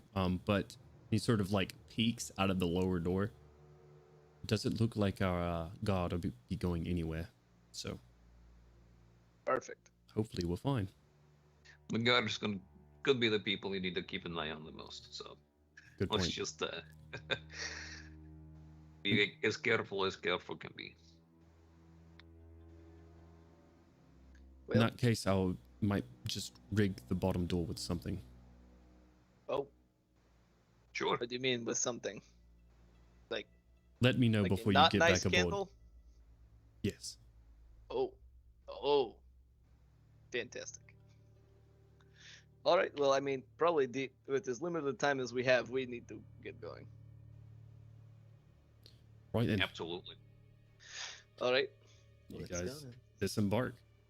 Hopping Let's go off to of this the market. Amethyst Star down the gangplank and up the docks is not all of, but a lot of the guard has dispersed at this point. Checking in other ships and whatnot that seem to be there. Seems to be a fairly busy port at the moment, but only because like ships are like really tied down right now. You see a little bit of damage from the storm that has just blown through on ships. You got certain people like tarring up holes and like various smashed pieces of the docks and stuff like that, trying to get it back into serviceable shape. But you guys make your way towards the market. With a not so hard investigation check, I'll say amongst the entire party, you guys find this market without a problem. As you make your way through Vralkek, though, a city of a different kind for sure. As you look around and you see Azers, you see goblins, you see gnolls, you see tieflings, shifters, harpies, kobolds, hobgoblins, minotaurs, orcs, trolls, medusas, salamanders, ogres. This is a smorgasbord of different types of humanoids that just aren't generally accepted out in the human colonized world, if you would, all living together and in what seems to be not chaos. This seems to be very orderly from everything that you're seeing. You don't see scuffles on the street. You see, and then when you see like something start to break out, you have a couple of the Azers just quickly start to walk up to it, and then that scuffle disperses nearly immediately. It seems that strength is definitely respected here. You guys make your way through this city. You eventually get to the Vralkek market. It's a large flea market style market before you. It's very orderly, with each shop having a clearly defined space and patrolled consistently by squads of Azer. Your eyes find a plethora of shops. Some mundane, for as mundane as Droam can be, and some very unique. From food stands with fresh fish accompanied by strange unidentifiable meats to lightning quick goblins doling out precise haircuts to orcs and hobgoblins. You find many, many shops in here. And this is how we'll do this. I have 3 shops in particular that catch your interest. So, however, if there is mundane shopping to be done, I would like to do this in sort of like least important to most important. So, is there any sort of mundane shopping that the group would like to do? Things that you need to gather up? Because this market has it all.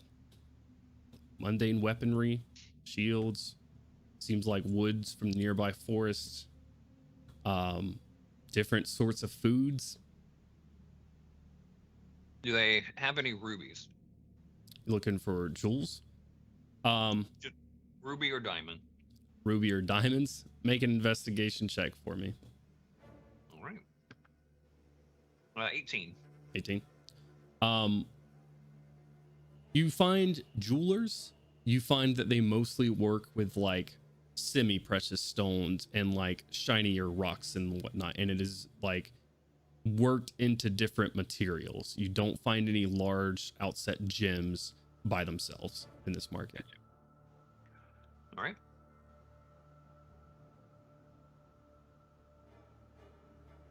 That being said, I don't think I need anything more mundane Okay, for me personally. sure. Do there appear to be any magical shields? Well, that would be not mundane, Not mundane. right? I figured. Kashi needs a haircut. You want to get a haircut? I was joking. I don't want to waste our 3 hours. I'm good. Yeah, we're on a bit of a time crunch.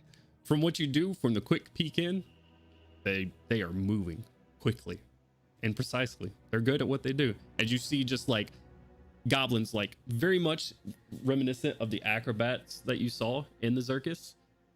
These goblins are sort of swinging on trapeze like and just ropes that are hung from the ceiling as they just and just like knives and daggers flying too close to orcs and hobgoblins for comfort. But as you see people leaving, they have wonderfully like military style crew cuts and whatnot, and ponytails that are well kept, nice trimmed facial hair. That doesn't feel safe. I'm not gonna go. It's The not. trapeze barber. It is a blender in there. That's not how you want a barbershop to be described. Cut You see, no, hair. it's a blender without blood. Carry on. All right. In that case, the three shops, and I'll let you choose which one you would like to go to first, that catch your attention. The first one that obviously catches your attention, and the one that Nobo is probably talking about, is Admiral Amos's airship amenities. Second one that catches your attention for pure fuckery factor is Barrels of Fun.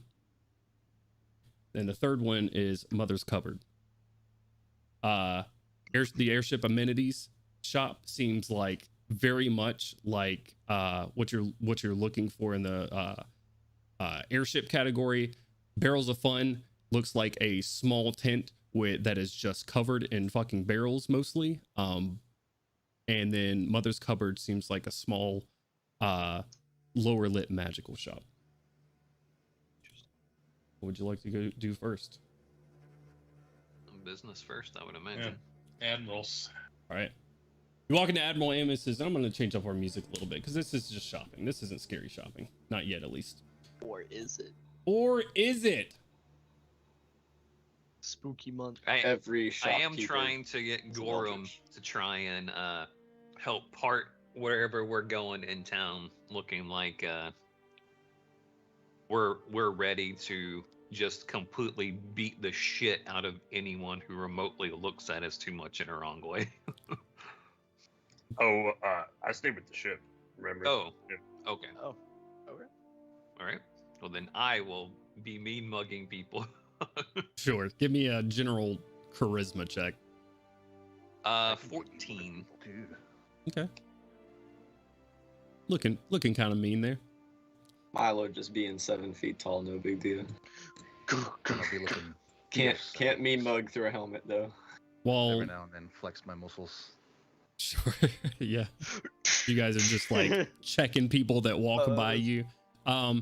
Milo's typically taller than most things around you, although you are taller than a lot of all of the goblins. There's no 7 foot tall goblin walking around, but there are some Ultra Goblin. minotaurs and orcs. I mean, well, some orcs, and ogres that are walking around that taller than your armor. But you end up walking into Admiral Amos's. You see a large hippo type humanoid dressed in military garb, bipedal and just sort of standing up with a monocle on one eye. Military garb. He's got like the shoulder pads and a large just plaque of what look like military ribbons across his chest. This blue coat, buttoned down and with a like rapier on his side and just large white pants and boots. You're greeted with a sort of a stuttering voice that says, "Hello, welcome to Admiral Amos. This is our airship amenities. What can I help you with today?" Out of curiosity, does this look like a military uniform that actually belongs to any nation? It doesn't. Okay, I didn't think it did. I just wanted not to be sure. a nation that you know of, Okay. at least, or any nation that you've fought against. I'll say it that way. Do hippos exist in Eberron? Not that you've seen before. This will be a first. You're not sure. Okay, so I don't immediately have a negative disposition towards the horror that is a hippopotamus. Sure. They're Okay. scary. Some of the Oh, worst you're talking about creatures on the planet. Oh, never mind. You're not talking about his race. You're talking about actual hippos. Right, Yeah. actual Yeah. hippos. Yeah. Okay, so actual Okay. Okay, so Yes. I do know not to trust anything this man says. Hippos are evil. You just know that they can be aggressive. Can be. A little bit, just a smidgen. All right. What can I help you with? What are you looking for today? Corelli, Nilbo. Right. Right. Well, let's take a look around. You guys look around in this shop that he has. Fairly large. Milo already is. Yeah. I'll tell you what you guys find as you sort of look around, just so we don't have to do the weird back and forth stuff. Right. Up front right here, you find very similar to what was placed into Milo's parents' living room before it was shattered, and also reminiscent but much smaller of the screens that were in Sharn. You see a crystal screen, and it seems to be broadcasting something from Sharn. You have a crystal screen, and this is just broadcasting news and events from Sharn itself, it seems. How he got a hold of this, you don't know, but it's got a price tag right below it, and it says 55 gold. On that, you have something called the Smuggler's Friend, which just looks like a basic piece of rope at first, but quick little inspection from Milo or Crowley will know that this is called Smuggler's Friend. It makes sense because it's rope trick on a rope, and it's a permanent thing. It's to help you smuggle items. It seems he's got 2 of these for 200 gold apiece. He has what looks to be like diamond-shaped boards that are about 4 foot in height, with this large, like, light metal. Those boards themselves are wood, with like straps on top of it, and on the opposite side, like a very light metal fin on the back of it, that says air boards. These are 35 gold apiece. And then a rug that seems to be rolled up, called the Workshop's Assistant. Quick inspection again from Milo or Crowley. This is a rug with a permanent unseen survey cast on it. But this is all you see in this front room. And Nilbo looks a little bit confused at first. Says, sort of leans into you, Crowley, as you guys are looking around. Isn't quite what I was looking for. And wait a minute. Sure, I'm sure I was right. No, he's got more than this. Try to scare him. Something. Talk to him, maybe. I don't know. He's got a back, I'm sure. Get him to show us the good stuff. Yeah, Crowley will move over to the guy. Says, "These are some impressive items, but we were looking for something more to spend our. Indeed, something perhaps for an airship of sorts." Well, all of these go very well on an airship. All of them. You don't have anything more impressive? Maybe I do, maybe I don't. I think it's best for both of us if you stop wasting our time and show us the good stuff. We're going to give you a lot of money, friend. And in a really short amount of time. Make an intimidation check, make a persuasion check. Yeah. Oh, shit! Dirty 20! Fuck, with a +1. Dirty 20 with a +1. The unjustifiable 20. Yeah, I'm even yeah. surprised he listened to me. Just raw charisma, just A low roll, radiates. 22. I'll say, with conflicting emotions, like, these guys are coming into my shop and threatening me. This guy said he's going to pay me a lot of money. I don't like being threatened. I do like money. There's a lot of you. Come here. And he sort of like opens up the back of the tent into a larger area. In here, instantly a change in inventory, we'll say.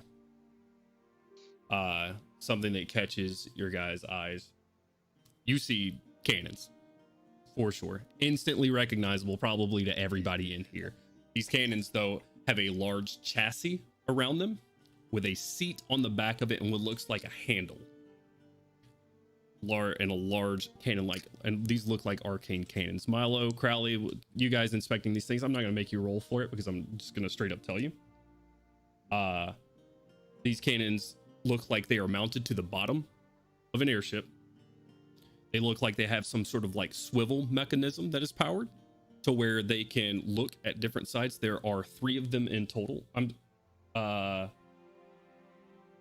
are 3 of them in total. And I'm just gonna say this like mechanically so you know what they do. And see if you want to purchase them. They do 4d12 radiant damage. They have a +7 to hit. They have a range of 400, 1600. You do know that these things, after looking over them a little bit, they do have an overheat feature, which should it be fired more than 3 rounds in a row, the chance to critically fail increases by 1. But every critical past the first 3 shots does an extra. I lagged up in the middle of that explanation. Oh, no. When will I return? I'm back. There he is. Okay. Hey. But every critical success after the first 3 shots does an extra d12 of damage to a max of 8d12. Critical failures causes the cannon to no longer function until they are fixed. Okay. Oh, shit. There are 3 of those. On those, there are a price of 3,000 gold each. Okay. That tracks. That's a lot of money. There is what looks to be quarter circles of carved like metal and wood together with certain runes around them, and they're like quadrants looking like they would connect together to make a larger circle. You guys inspecting it, this looks to be a crew and cargo teleportation device. You learn that up to 10 crew and 1,000 pounds of cargo can be teleported to the surface to a maximum distance of 2,000 feet instantaneously. The teleportation does not go through solid objects and will place the crew and cargo at the closest surface. Surface of the ship. Back and I think forth. the surface below. The surface below to Oh. whatever, and will teleport back up to Holy the shit. ship. We can be beamed back up. Correct. I like that. Cool. Crowley likes that. Crowley nods. There Beam me are up, Elbow. there are no large metal plates for armoring, but what you do see is this pearlescent sheen material, large sheets of it. And as you inspect it, this is flail snail reflective armoring. While this won't reflect typical trajectory things like cannons or bullets, this can reflect certain things like if anything has your type of cannons on it, has a chance to reflect it back at the ship, has a chance to completely nullify whatever is being fired at you. Enough to cover your ship would effectively would be 3,500 gold. And How would that interact with like other things? Like I know these cannons that we're looking at specifically fire radiant, but if somebody fired like other magical elements like fire, lightning, things like that, would it function similarly? Okay. Correct. You think it would apply to those as well? Okay. In the back, and probably the most interesting out of this, you find 3 large, what look like spheres, separate but stored in the shop together. On the left-hand side, this large sphere that when you look at it has lightning tracing across the surface of it, probably about 3 feet in diameter, just this large sphere. It looks like lightning is tracing across the surface of it. And as you get closer to inspect it, underneath it looks like this orb is made of water, and you just see waves crashing back and forth.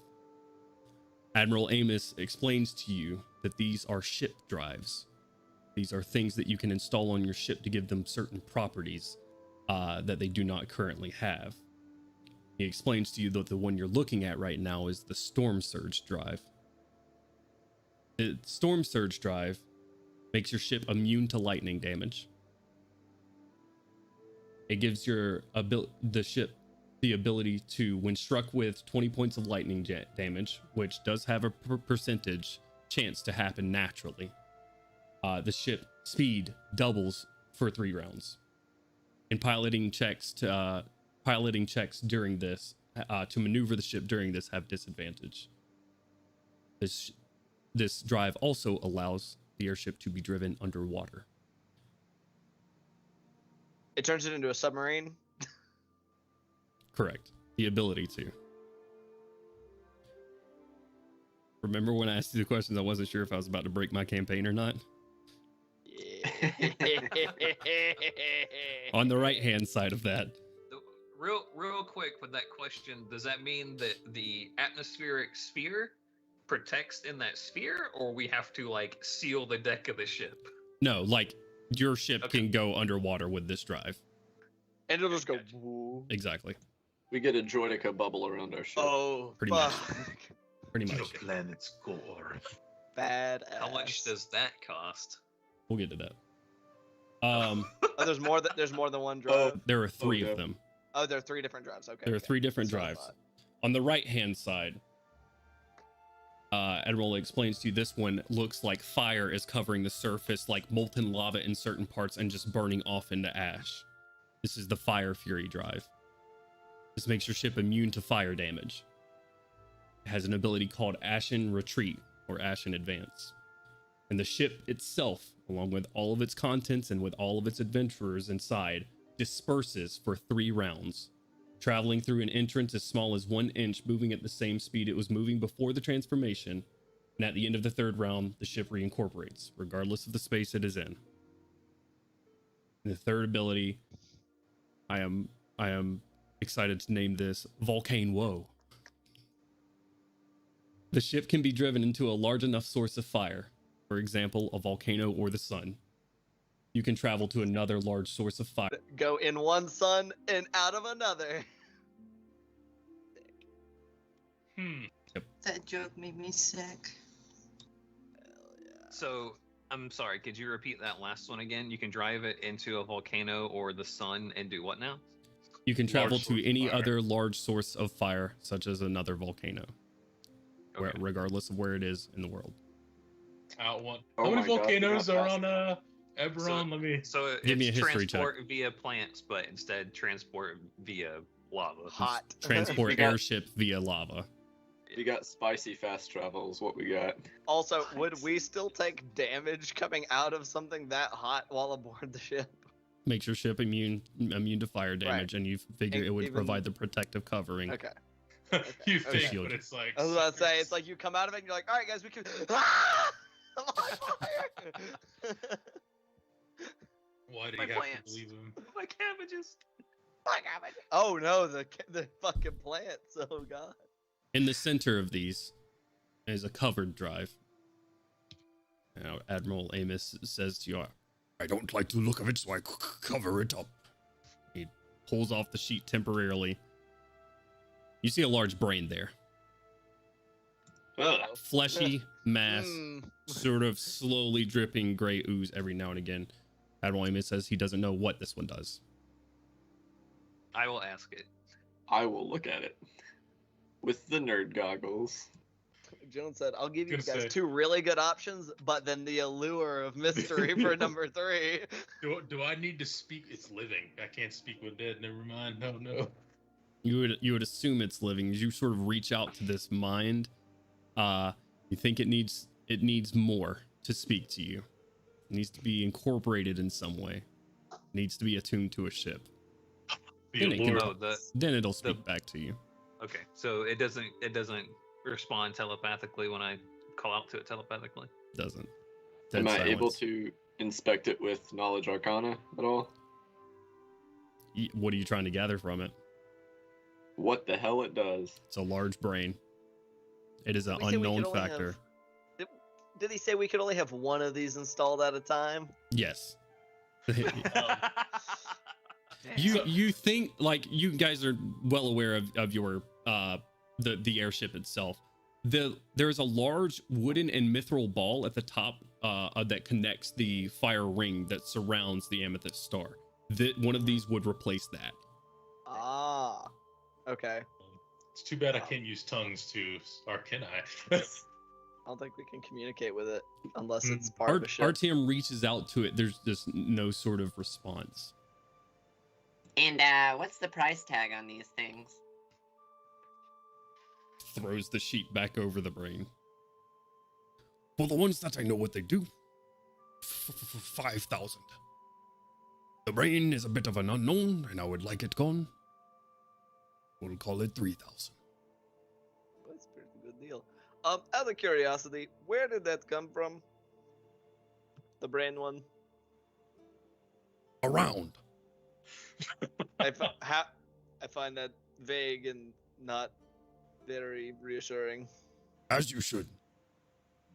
Great. Stop How asking long so you many had it? many Right. questions. Because it's a fucking brain just hanging out in the back of your shop. I had some associates relieve it from the northern parts of Jerusalem. Uh-huh. Northern parts of Drum, like somewhere, maybe in the realm of like the Bishop You ask too Mountains. many questions. This is what I have. I'm just checking because I mean that looks kind of like spooky, Indeed, which is why you get a discount. The brain does tempt me. That's its purpose. Hey, Its purpose is to be. I'm a very trusting fellow, Ian. I know. I am.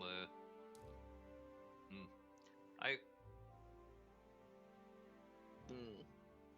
Let's talk defense first, I guess. Sorry, I mean sphere. Is this the full suite of items that he has? This is, once he has explained these to you, this is all that he has, yes. And Also, how much how- was the transporter? Yeah, the that's what I was gonna transporter ask. I don't price think is we got a not price for the transporter. The transporter is 2,250 gold. So, if we got all three of the cannons, it's 9,000 gold. That'll leave Mhm. us with 7,000 more to work with. And while you guys sit What- here and consider all of your options, we are going to take our break. Okay. All right. Okay.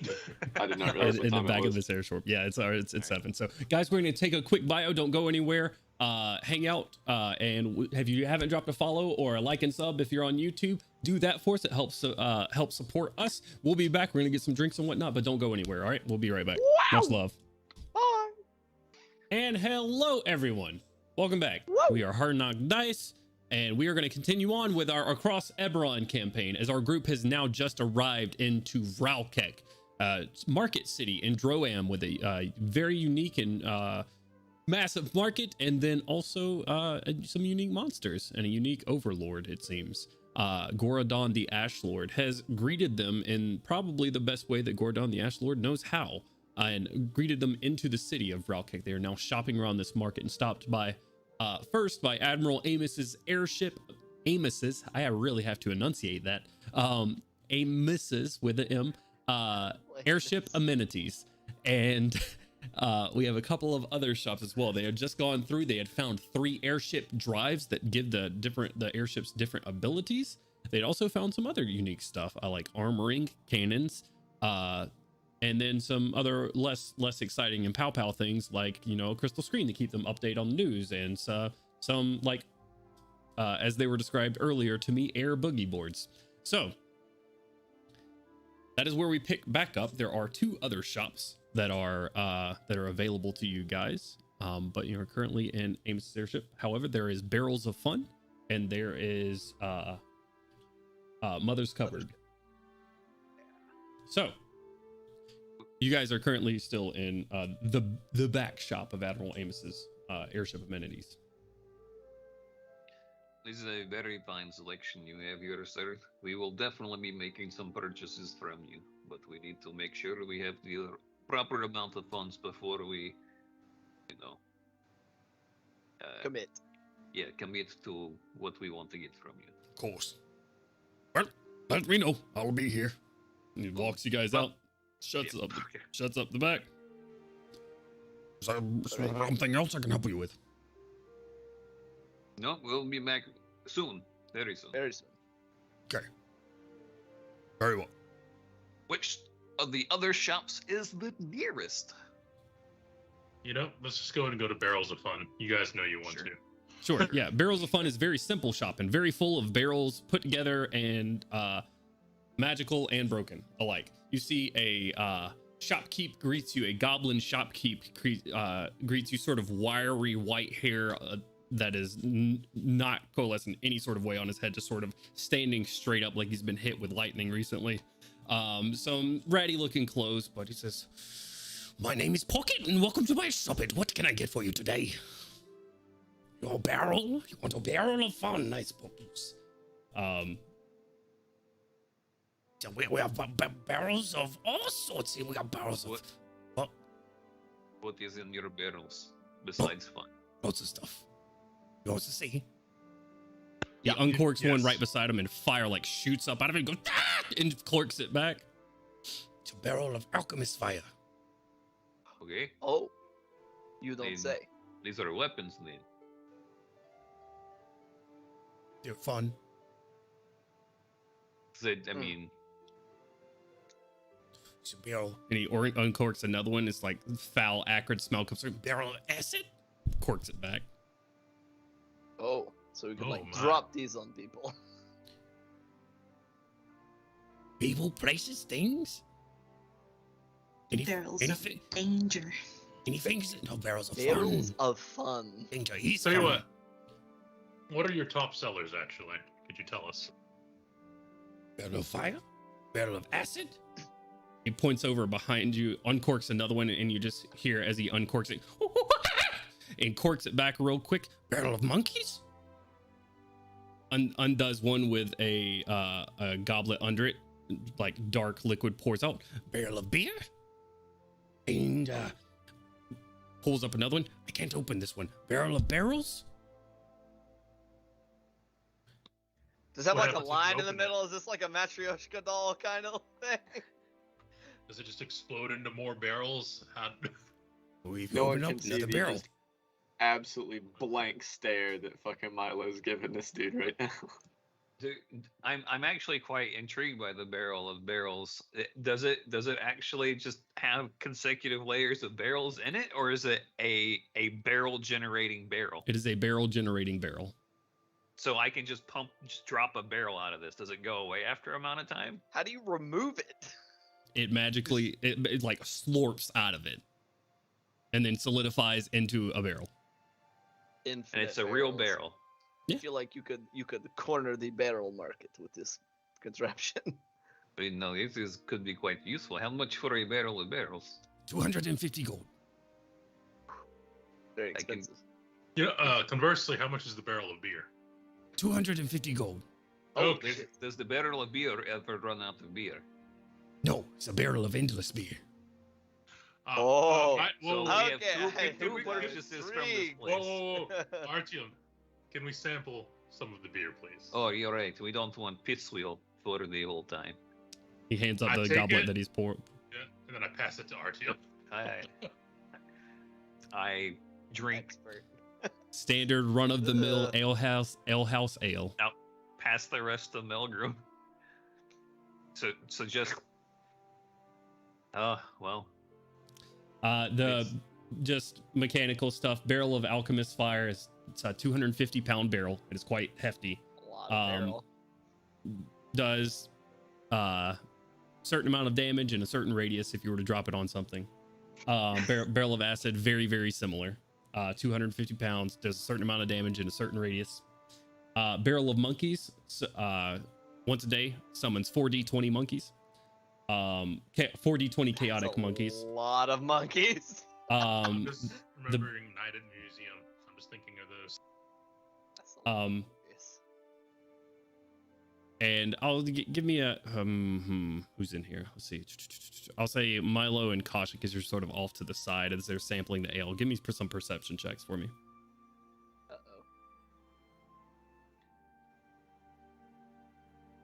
That's a lot of Could monkeys. be worse. 15. 15.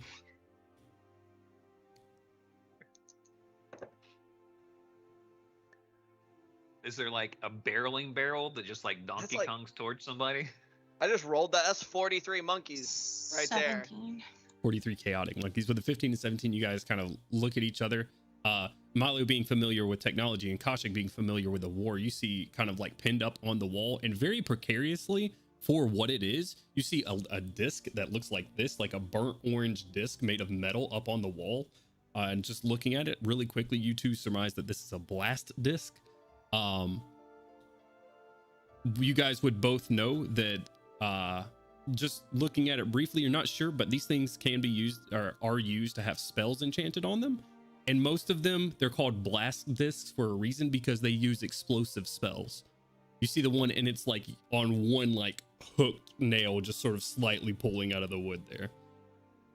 It's not like actively moving or anything, but it's knowing what certain destructive things can do seen in war and just, you know, arcane technology, like that's not safe.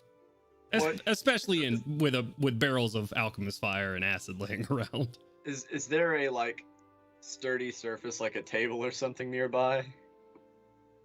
Not much in here sturdy. The proprietor himself is not sturdy. There's a barrel. You could put that on a barrel. What's the what do blast discs like do mechanically speaking? Depends on the spell that's cast on them, but typically they blast things. Are they like one-time use or reusable? Yes. No, they're one-time use. How much are the barrels of alchemist fire and acid? 250 gold. Everything's 250 gold. Except for the thing that was 400 something. Was there Except something for you the said barrel for? of barrels was 450 gold. No, Was it? No, he said no. 250. Everything's 250. Oh. I How thought it dare said- you? With the exception of the blast disc, but How much for this? Like gesturing while backing away slowly from the disc on the wall. you see him look at his hand and he counts up to 2. Puts another 350 gold. Interesting. Do a quick Arcana check for me, Milo. You can have advantage on it as you sort of get it up close and examine it. Goggles. Yeah. Bad. Oh, no, come back. My god. That'll be a 19. This is a blast disc of fireball. Ah. Cast at what level can I tell? Looks to be standard level. Can you just frisbee one of these things at people? Correct. Sick. Just fucking discus throw that bitch. Boo. I mean, technically, it's pretty small. You probably just have his drone just fucking fly over. Bloop, I got you. Yeah, I'll be like, Correct. Hey, this Tiny could be drone strike. useful. over the Drone group strike. chat. It's a carryable handheld explosive device. Do I know how they're generally triggered? Like, is it like a command word thing, or It's like a impact thing. That's why it has you so worried about the nail that it's on. noted? Imagine you just fucking trip and fall while holding one of these things, just fucking explode. Yeah, anybody that fought in the war probably, and you fought against somewhere is slightly magically inclined. Breland, Iyendair, Kyrie probably came across a blast disc or two, and it probably decimated a lot of people that were beside you. If it ever, or you know, if you were on the chucking end of it. Roll 4d20 for how many comrades you lost, Gandolin. I got you. That's So. 18. 36. I personally could use the barrel of barrels because having a steady supply of wood that I can manipulate. Yeah. Sure. Those are useful. The barrels of hazardous substances also could be useful, depending on the situation. Well, I think we get to make a secondary priority on coming back here. We Yep, buy yeah, the more absolutely. expensive I mean- stuff. I do like some of these barrels, for sure. Sure. The barrels are nice. Yeah, Barrels are very- fun. All right. And just Very hey, fun. hey Nilbo, Yeah. didn't you know when we were talking about like the armor, like the stuff for the ship and things before? You said that House Lyrandar could help, kick a little something into that direction, right? Right. Yeah, I think it could cover a certain amount of the cost. Like how much? It's really going to depend on that Admiral Amos in there and his Yeah. affinity for House Lyrandar. I'll need to talk to him about that. We didn't really get around to that. No, I guess. Okay. So when we like finalize, you will see what can be arranged. Okay. Right. Perfect. I know we need to get a total sum. Trying Right, to right. plot that out. We should probably go to him first Well, because I'm not going to be able to discount anywhere else. I see. I don't think you know of House Lyrandar. Ow! Yeah, just at his shop.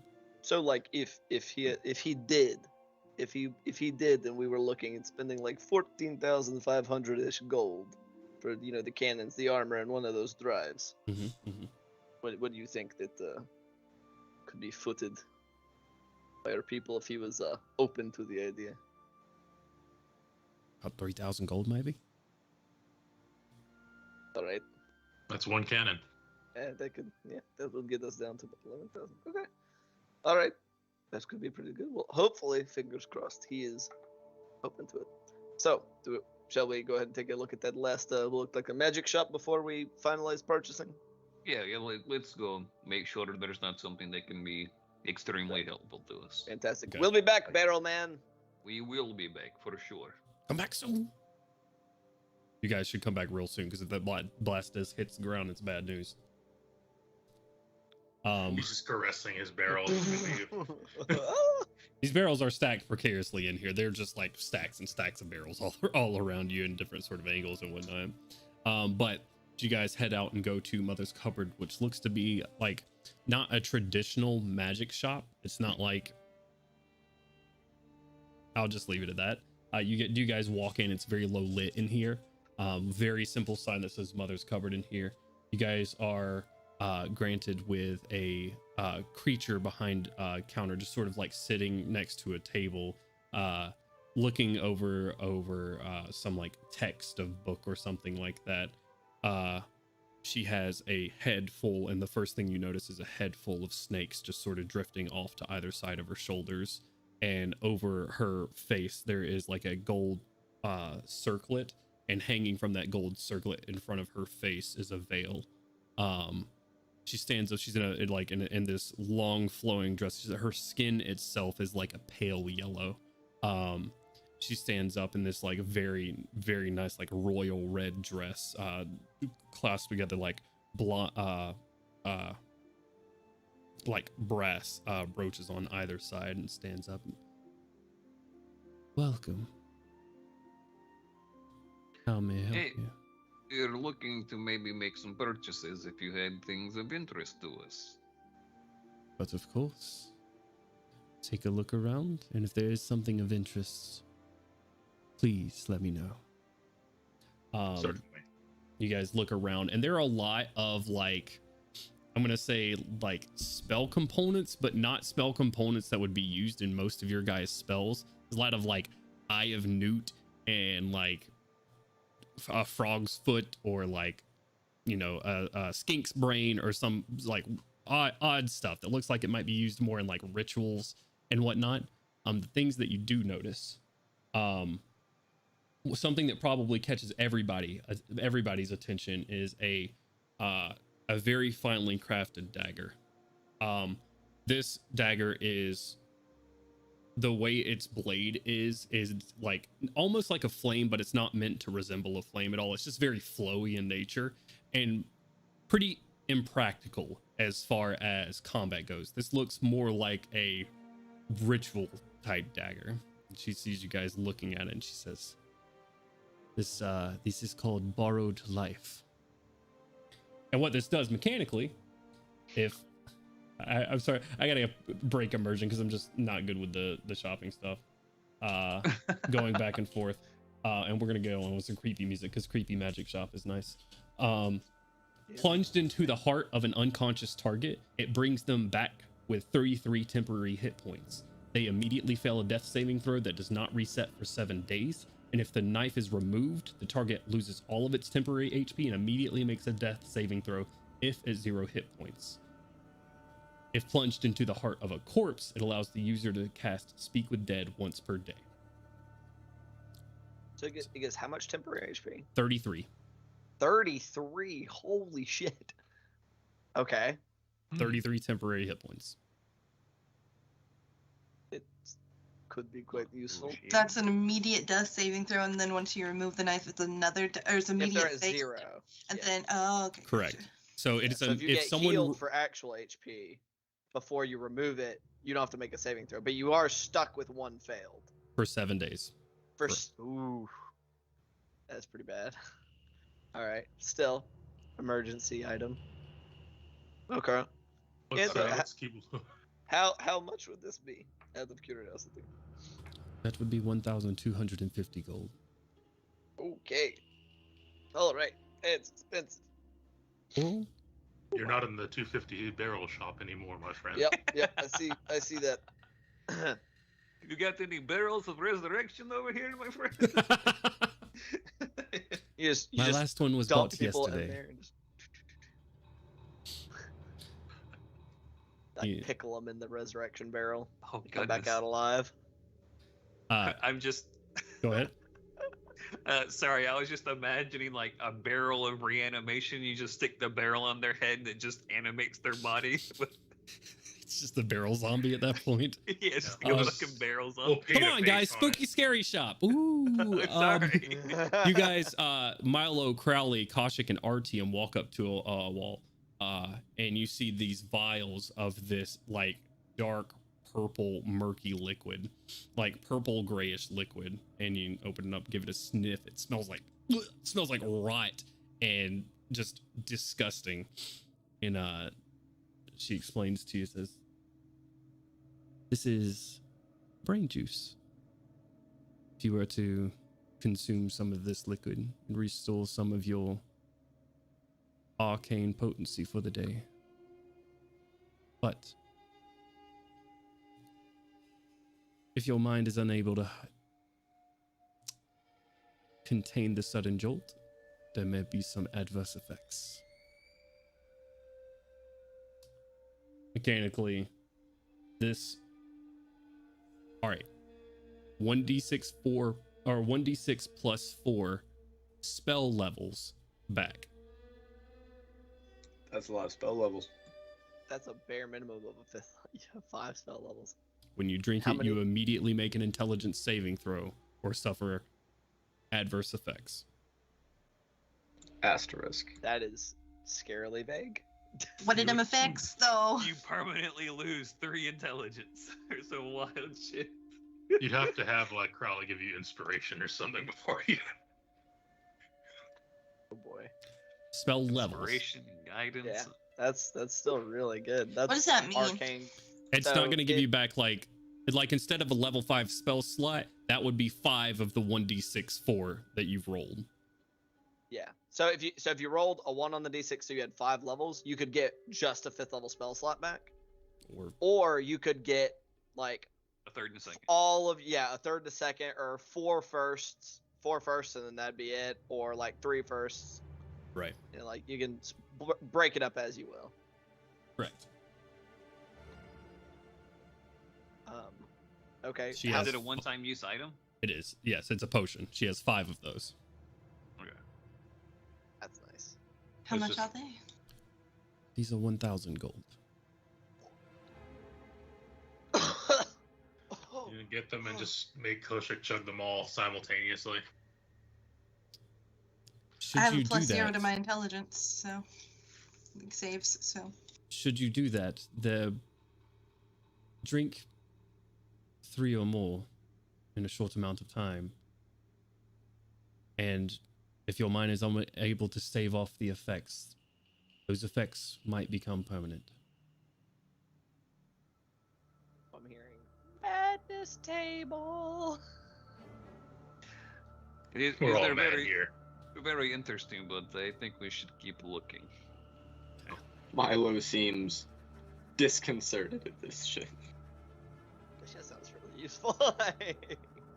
Gandalin, as they're sort of looking at this, some arrows on the wall draw your attention. Although not magical in nature, these arrows look like they can contain something at the tip of them. They're hypodermic arrows. These arrows deal 1d4 piercing damage. However, they automatically inject potions, poisons, acids, whatever the case is. Guys are gonna hit you with a common Inject healing acids. potion. You healed for 3, but you take 4. Correct. If used with a blowgun, with that in mind, if used with a blowgun, which there is one here as well, standard price, the user can forego the 1d4 piercing damage, and with a successful sleight of hand check versus the target's passive perception, may administer the dosage without realizing it's been done. I don't. Oh, actually, since I'm a ranger, I am proficient with blowguns. Hey, and you're sneaky boy, so sleight of hand shouldn't be tough for you, huh? what is the price? Yeah. You said there are 2 of these arrows. No, there seems to be 10 of them. 10. Yes, and they are 8 gold Uh, apiece. 8 gold. Okay. Quite possibly. I don't have any poisons right at this moment. Melgrum, something not really your style, but definitely catches your attention as everybody's sort of looking at the dagger and the brain juice. Again, I was looking at the arrows. You're just sort of looking around. This is magic stuff, not really up your alley. But you do see an eye in a jar, and it looks to be a human's eye. With an ice blue iris around it, sort of just floating in the jar is what's interesting about it, as frost sort of coalesces at the around the barrel. It's like on a necklace type thing. This Medusa walks up to you pretty slowly and just says, "Eye of the Ice Wizard. Placed around your neck and becomes familiar with you. User gains resistance to cold damage. It also allows the user to cast once per day a cold torrent of icy damage in a cone. Nothing to scoff at.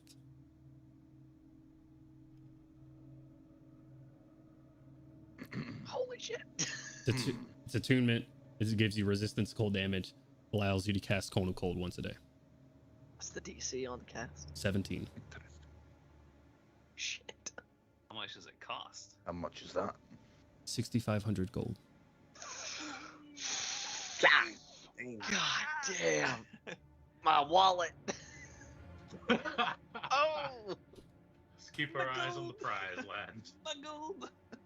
Oh, And God, that's one so last cool, thing, though. one last thing that that you guys might be interested in. Is the bottles are labeled as it's near like all the other weird like components and stuff like that. Is eye jelly of the basilisk, and this is basically will perform as a potion of anti petrification, and it's 10 minutes to apply to a medium creature, and allows you to become unstoned or unpetrified. Side eyes the shopkeeper. And how much are those? Out of curiosity. Those are 650 gold. Oh, fuck me. And how many of them are there? 'Cause that could be I useful. forgot one thing. There's 3 of those. Three of those. Yes. I forgot one more thing that catches your guys' attention is a small silver mirror. You guys are looking at it. Slithers up to you once more. This mirror is death's reflection. Gives you a chance of speaking to the souls that have passed. Should that be of interest to you?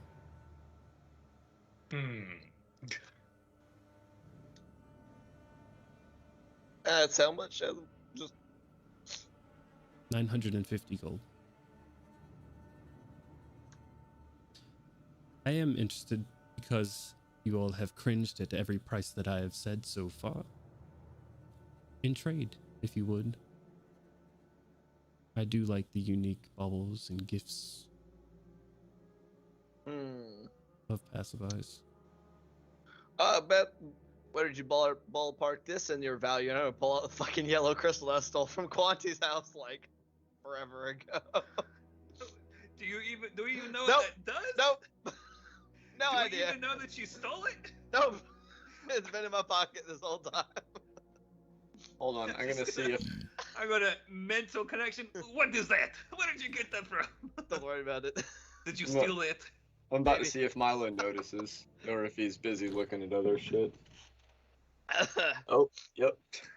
That's gonna be a side eye at the yellow crystal. Does Milo know what it does? Shit, dude. Yeah, no, I'm gonna say just for shits and giggles, roll me an Arcana check with advantage. I'd like to roll an Arcana check, It's too. basically a don't roll a 1 check.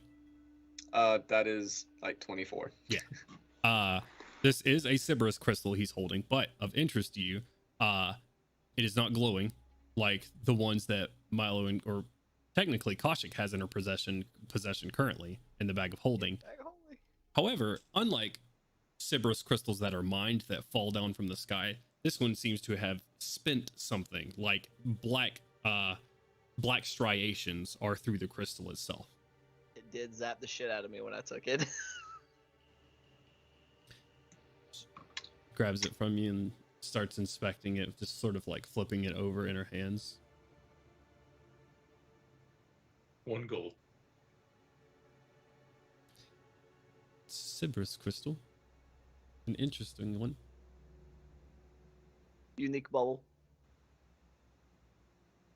Indeed. Does Milo know the value of such an item? I mean, Sybaris crystals, like, normally? That's a good question. I'm going to say, like, normal Sybaris crystals, like, just falling down to the earth are pretty expensive, but it varies on varies and depends on the size of the crystal itself. Give me a quick, we'll just say, like, a wisdom check. Like, this will be an appraisal check. I actually have a not terrible +2 to wisdom. 16. I say with the 16, the value of this one might be like 50 to 75 gold, maybe. Just gonna send a mental message to Gandalf. Don't get your hopes up on that one. Shortly after she says, "Oh, because it is interesting, I'll give 100 gold for it." The eyebrows go up. All right. I accept that. Sounds acceptable to me. As a trade in on something. Of course. I 100 gold would easily get me all those arrows on the wall, correct? It would. And throw in the blowgun along with them. You think? Easily enough. Putting them at little bit left over from that 100 gold. A minor amount, yes. A minor amount, yes. Nothing crazy, but a little bit. And I must say, I'm also quite interested in that mirror. So, whatever is left off of the what is it, about 80 gold for those arrows? Can't be more than like a gold for a blowgun. It's a fairly simple, simplistic weapon. With the purchase of all the arrows, I will throw the blowgun in, and you have 20 gold left. Fantastic. So leaving the mirror's price at another 930 gold, correct? Correct. I will fish out 93 platinum. All right. Go. Boop.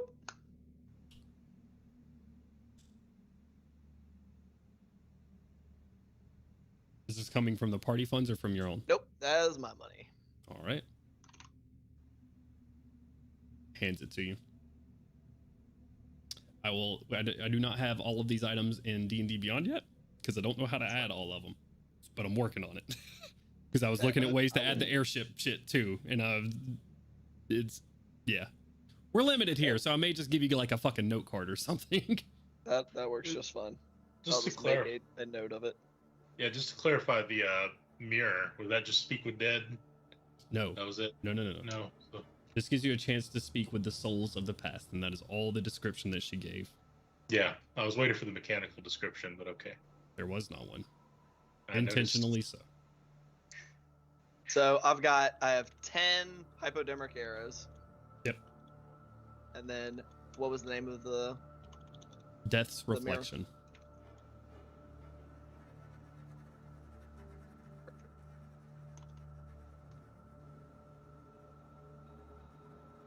Does anything else interest you today? For me? Talking to the rest of the party.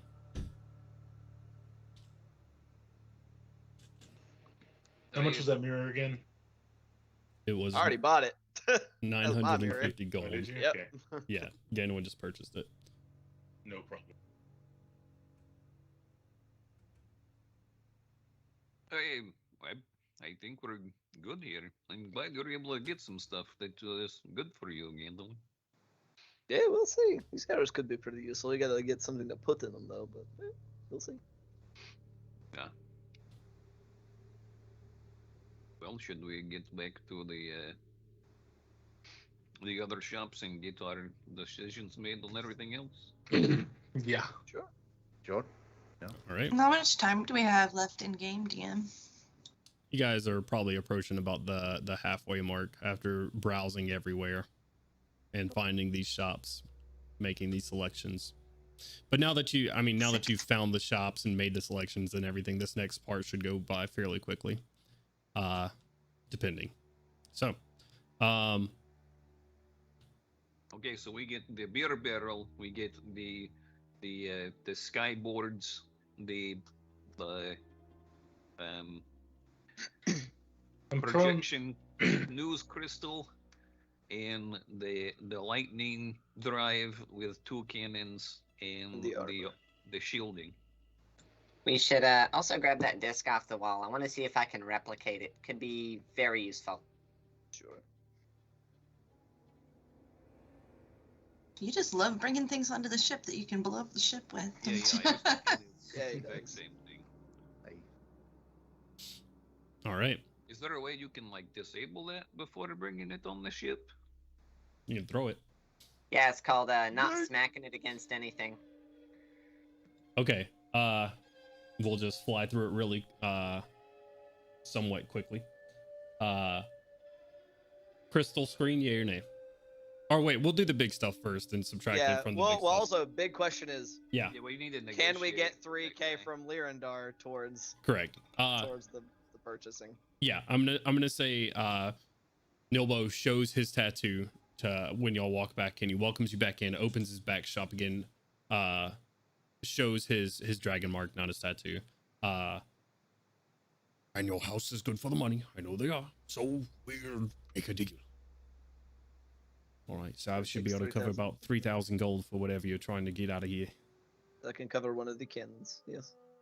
Right. So, would we like to use that to purchase the third, or are we okay with it? Just the two? We're probably still going to need some extra gold to get this Sure. wherever we need to go. All right. So that brings us our total down to 11,500 just for the one other cannon, the armor, and the lightning drive. All right, and then we want to get how much? I couldn't tell you how I'm able to count this well right now. It's very odd. The one thing that Gandalf's smart has been counting money. From not having any, he knows how to keep that shit straight. So But that does put us at 11,500 just for those 3 items. 2 cannons and the storm surge drive. Yeah, Okay. 2 cannons, storm surge drive, and the armor. Fine, Comes out to armor. 14,500 total, minus 3,000 from Lyrandar funds. So our purchase is currently sitting at 11,500. Okay. And then how much those boogie boards were? How much each? The boogie boards were 35 gold apiece. There were 6 of them. Air He had boards. 8 or air boards were. He had 8 or 6 of them. Like He had 6 of them. Do we want to get all of those? It can be pretty useful. So, I mean, that's relatively cheap. That's only 740. It's only 210 gold Sure, let's do for it. all 6. Do we just want to get all 6? Okay. Might as well. So that's another 210. We're sitting at 11,710. And then the projector thing, so that we just aren't known as wanted criminals in the area. If there's probably more than one of these. If there's one here, man. Have we seen any more advanced signs of technology for people caring about what other people think in the East? This is about it. I don't think it makes a difference either way, but sure. So, and how much was the screen? 55 gold. That's not bad. So, 55. We're in the lounge. Okay. Are we wanting anything else? What Admiral Amos has left is 2 smugglers' friends. He has the workshop assistant left. He has the crew and cargo teleportation device left. And the other 2 drives. Do we want to get the workshop assistants for Milo and Irish? Wait, okay, so I know it says that it's tied to the rug. Correct. Does that mean that it's tied? It can only exist within the rug space? No, within or- 60 feet of the rug space. Okay, that's pretty good. I mean, I have. Oh yeah, that's the whole ship. Like in an area, like in a circle, Like in a 60 sphere. feet, 60 feet from the rug. Okay, yeah. So that's, if not the entire ship, very very close. How much was it again? 150 gold. And it could be worth it if we have enough, because I mean, if nothing else, it can help Erish keep things spick and span. Right, for sure. So help move things. We still around. have to go back to the barrel shop, right? Correct. Right. We still so with a current purchase price of, before adding on the rug, 11,765, our total of party funds is 16,345 gold. So Right. we still have we still have several thousand to work with. Right. And that's, if we can't haggle this guy down to be like, oh, come on, we're buying very quickly. You don't have to deliver. This is just like 1,100 Exactly.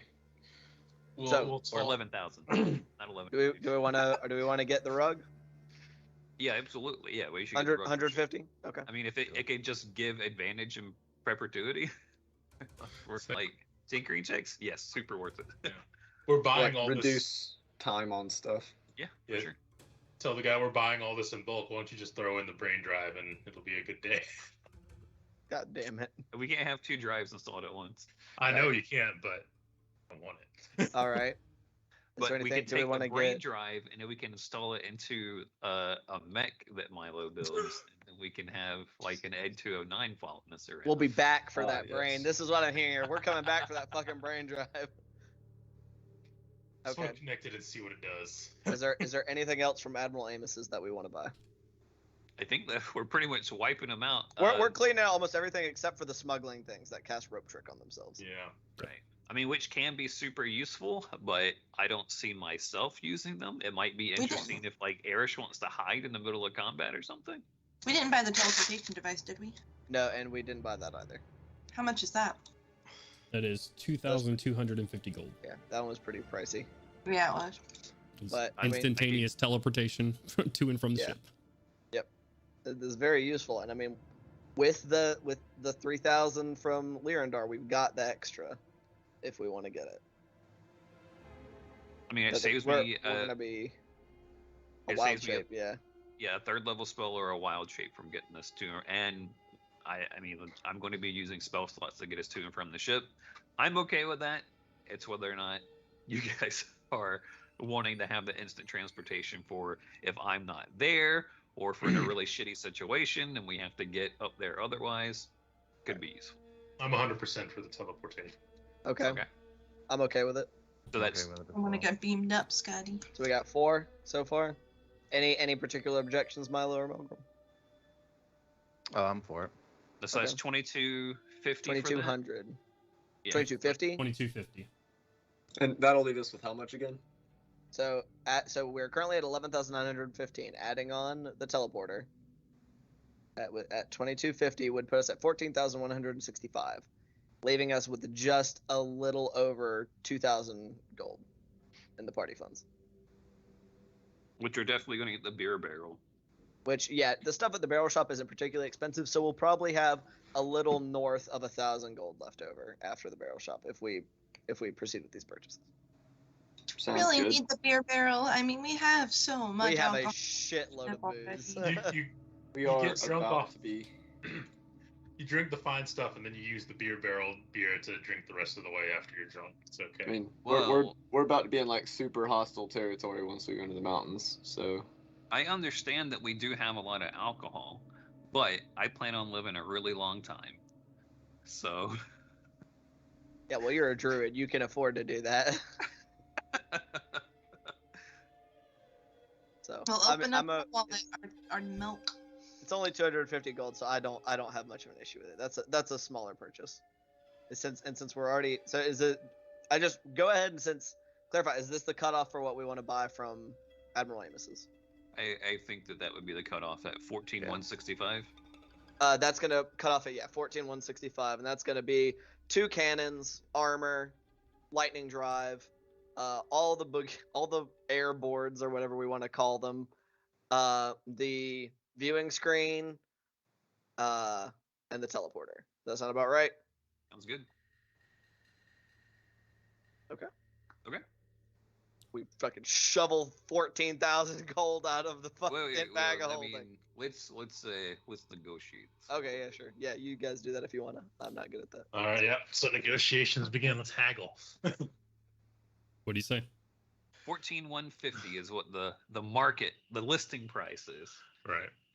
Well, or as you may- 14,165. Sorry. As you may well know, the Ash Lord's already cut taxes from us, and I'm sure he would look upon you more favorably if you were to cut us a deal, as we are going to be his honored guests in not but an hour or so. And we will certainly bring up how kind you have been. A strong patron. We will be strong patrons for you, and yet what a credit you do for all of Droam. Roll me a persuasion check.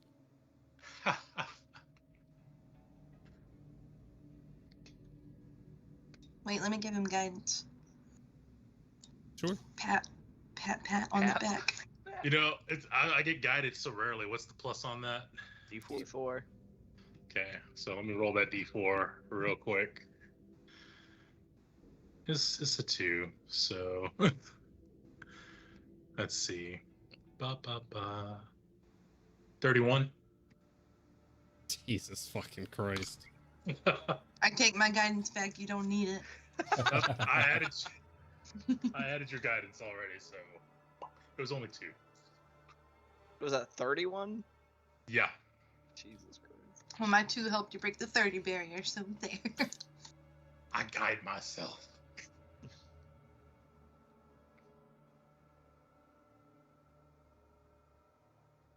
you did clear out my shop. And you'll get to have a lovely vacation after this. You can go and find some more wares. You said his shop is in a tent, correct? Yeah. When he says you have cleared out my wares, can I roll an insight check on him to see if that's him saying that he wants to leave? Sure. Like he doesn't want to be here? Oh, that's really good. I think that's 23 or 22. It seems like this might be a stop for him, but it doesn't seem like he's actively just wanting to get out of here or anything like that.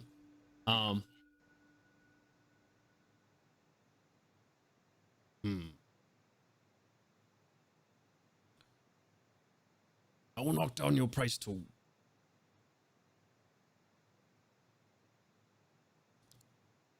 Got to do some math real quick. Give me 1 second. And if you just want to give us the brain too, get it out of the way, that's no problem, buddy. 10K. I could do that instead of a discount.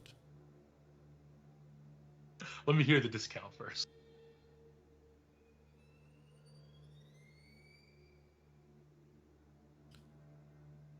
And except for everything that you're buying, 12,800 gold.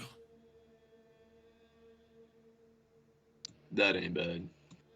As opposed to what? Only if you get the whole brain. Yeah, we can get the whole brain. That's like If he's willing to 14. throw in the brain instead Yeah. of a discount. Let me turn around and look to my comrades again, guys. I'm just gonna give you a. Man. As I interested, mean, as interested as I am in that brain, boys, I do think that we should save funds in case we need them. Wait a second. It went from 14 what to 1280. 14,000. 165. 14,165 down to 12,800. So a price of about 1,365 was that. And how much was the brain? 3,000 gold. That's the brain better is deal. Yeah. Mathematically speaking. Mathematically speaking, and we are men of logic in this group. I'm glad me and Oh, my Tiana, friend- what do you think? That brain is going to be trouble. I agree, boys. I don't think that we And should. we're already getting another drive. You said we couldn't put two on there at the same time, so. How hard are they to swap out? Asking the shopkeeper. You know, I have a feeling that if we hook that brain up, it's not going to take getting disconnected too fucking kindly, Gandalin. I'm Yeah, how saying do that you out know? loud. How do you know? DM, can I bat my eyelashes and get him to drop it down another 2K? You think that with Crowley's argument, you think the deal is set, I'm just saying, either the brain or the discount. The DM seems just to want to get the brain. The DM's just tempting the group. DM is I tempting am the doing group what powerfully. DMs do. It's I don't very care about the temptation. It's a brain, and it's October. I want it. brain. OOC. Completely. Large noggin. I mean, I feel like if Gorm was here, he would agree that we should get the brain. I completely disagree. You know what? This is the Gorm most. didn't even want to come here. This is the best argument I've ever heard from you, again. Yep. Yeah. Yeah. You know what? If he was I am here, I'm the one doing the negotiating. We'll take the brain. I don't think so. I am Alright, going hold to on, we throw will that put- brain off the boat. we will I put challenge you to a duel, Crowley. All right, let's do it. Yeah, if only we had a telepathic Pulls out link the to keeper Gorm or stang. something. Saying that in the telepathic link. All right, well, let's put it down to a vote. This is a That's where it came from. Well, so help me. this is a group decision, I guess. Gorm, would you like us to have a giant brain, an unknown brain, linked into the ship, which is not susceptible to telepathic communication unless it is already linked with the ship? He always says, "Be big brain." That sounds like a terrible idea. Whatever the mental equivalent of this is what I'm doing in like the Ju- mental chat. Like, Oh, it's the shrug emoji in the group chat. yeah, just, like, just to be just to have the proper mental image, this brain is like the size of like a table, right? Yeah, it's large. Okay. large brain. Large brain. It's a ship-sized brain. No, we put it down put it down to a vote, right? I know me and Crawley are for the brain. Absolutely not. That's 2 votes for the brain, 1 vote. Absolutely not. That's 3 votes against so far. What about Melgrim and Irish? and What's Melgrim? this? Destroys the Oh ship. yeah! Yeah, Eric, Happens you're Why to would fine, they do so- that? It's as part of the ship. Why would they destroy the ship? Good point. But right, still, but I don't know. Logic, Maybe I- if your dumb ass falls off a fucking jellyfish and we have to divert the ship to go pick you up, maybe the ship goes, I don't want to get close to any fucking jellyfish, and Why it would goes that- the other direction. If it's smart, it will think I am fantastic. Milo. It will want me. put your headphones in. You can definitely hear What Milo, are it. just- headphones? What is Melgrim's vote? I mean, listen, Milgram. This is ridiculous. I want to know what it does, We can't know what that does unless we buy it. and we, You know what they Ah. say? And it's a good deal. however, Curiosity. It's a good deal. Yeah, it's a good deal. RTM is A also bargain. bringing up a very good point. Is he though? We don't. This thing. When It put to could the be ship, will like the obviously be greatest sentient. ally we could. It could be the ever greatest have. ally or The the bonus- greatest enemy. Then we've we ever just had. fucking kill it. Yes. Think of what Easy the drives peasy. do to benefit the party. It could be grand. If you guys want to buy the brain, then we don't buy the other drive. Milo, That's what I can see. what is your Why? I don't want you to concede. can only We're Use getting our it for free. Yeah, we're we getting can it. we can for get free. a 1,365 discounts, or we can also get the brain drive. Or you get the brain, not or also, or you get the Yeah, brain. right. Oh, yeah, get the or we get the discount, brain or drive. we get the brain. Yeah. I think you I guys mean- are jaded about how much money we had. You don't know how much money's worth anymore. I know how much money's worth. Don't you dare Yeah, use that argument. I have never really had all that Listen. much, so it's kind of hard to tell. I mean, I My think it would 401k be is immaculate. fascinating to study at a later date, but as of this moment, I think we should focus on what's going to help us accomplish our present task and live to tell the tale.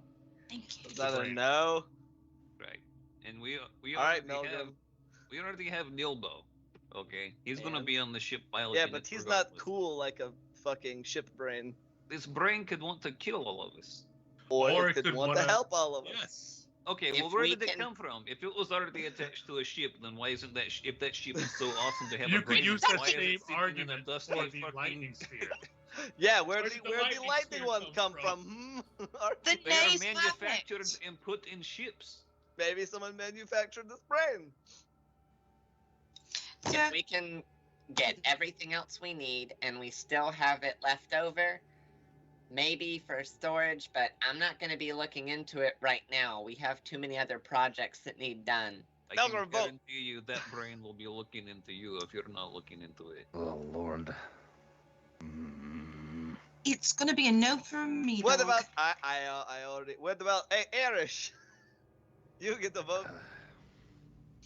I will abstain. Damn you, Erish. Hey Nilbo, Yeah. how do you feel No, about but the can't ship talk brain? to us. I'm talking to him out loud. He's Wait, standing right yeah, next to me. I forgot. Sorry, Nilbo.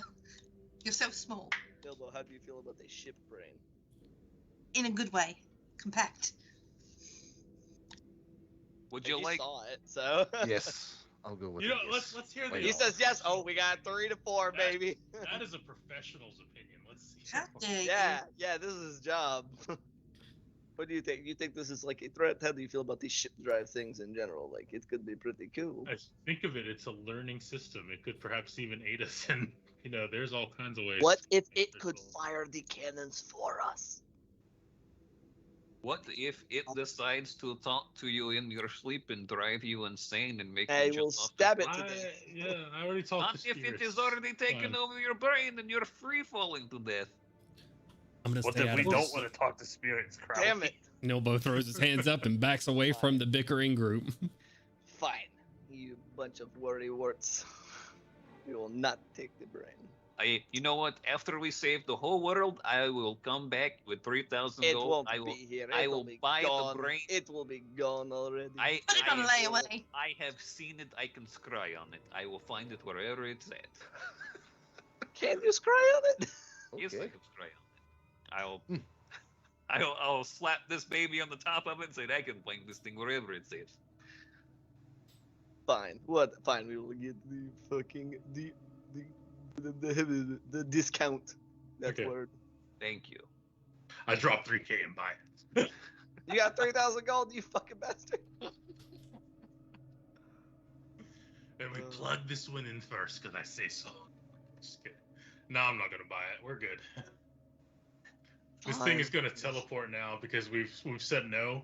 It had its hopes on us. Now it'll haunt us. All right, so our price is being brought down to 12,800. Yes. Correct.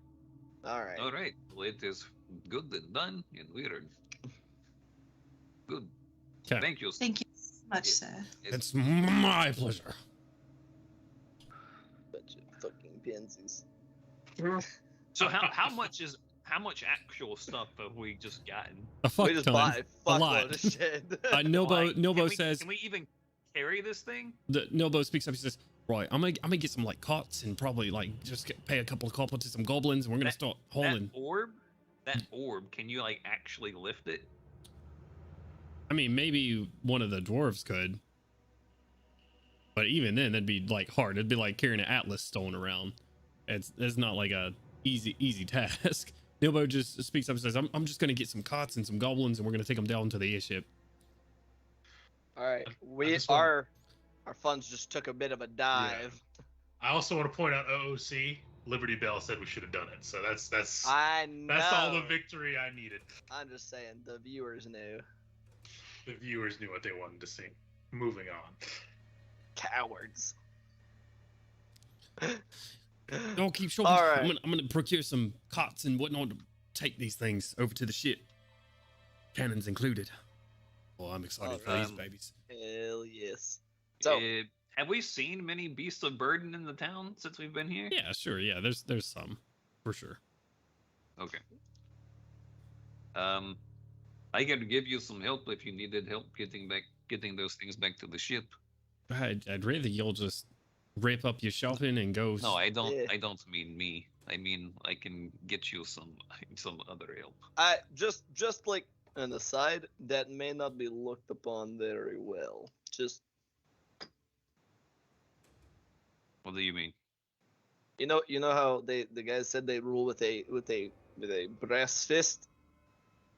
You know, what if they don't like magic very much? Like, or people just like cat throwing around spells. I assume they probably wouldn't have a goblin with a shop full of explosive barrels in the middle of their town. Yeah, but they know about him already. I'm just saying. Something to keep in mind. I don't know. I don't know. Whatever. Do what you want. Cast respectfully.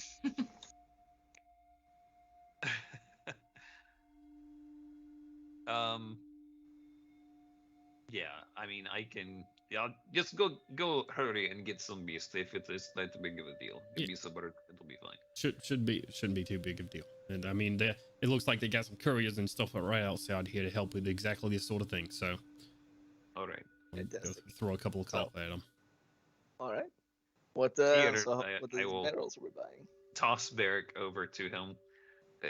Let him know if you get in trouble to come find me at the barrel shop. He's seen where it's at before. All right. You better to come get me if there's any kind of trouble. It's a bat, right? It's like high pitch whistling back at you. Yeah.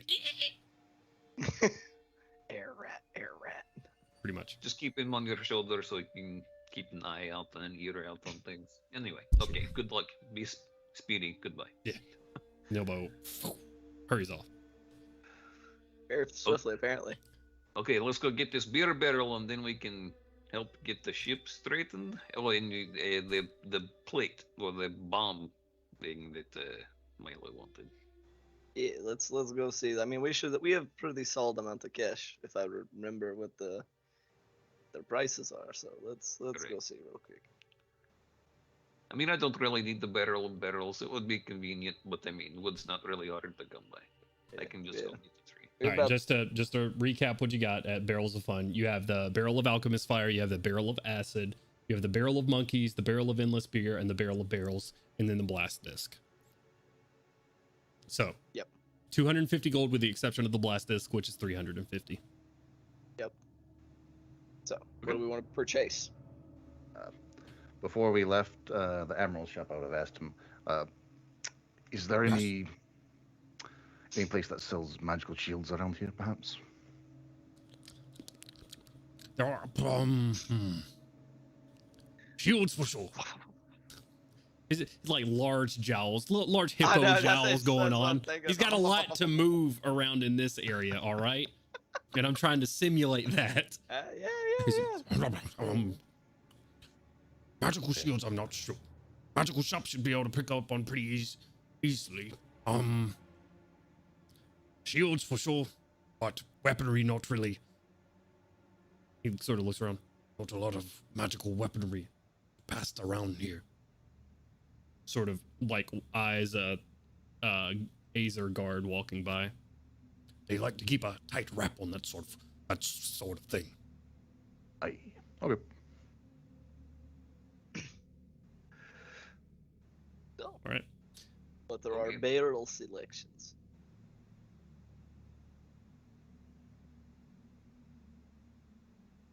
A lot of silence in here. Yeah, let's go get the beer barrel and whatever else you guys want. That's all. I mean, beer barrel is probably the best magic item you ever got. Let's be completely. So we could get the for like all of those things are mostly like 250 gold. We could get a lot of them.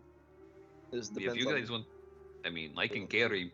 You know, if I go into a like Quetzalcoatl, Quetzal farm, I can probably drop a couple of those barrels, but as they're expensive barrels to drop, it might, I mean, honestly, it might be even better if this alchemist fighter, pop the cork and we just carve a trail across an area. Yeah. It could be pretty useful. Mhm. I can get going pretty fast. And there's that phenomenon. I don't know if you've ever seen, maybe sometime during the war, if a farmer, they will burn a field, it creates like a little vortex. You might be able to get something like that going for sure. Sure. That sounds wild. Yeah. So we could get if we want to do that. I know that Milo is wanting to get that disc. It's 350 gold. If we got the beer barrel, then that is 600 gold. How many of these barrels of the fire? Do you want to get that barrel of barrels?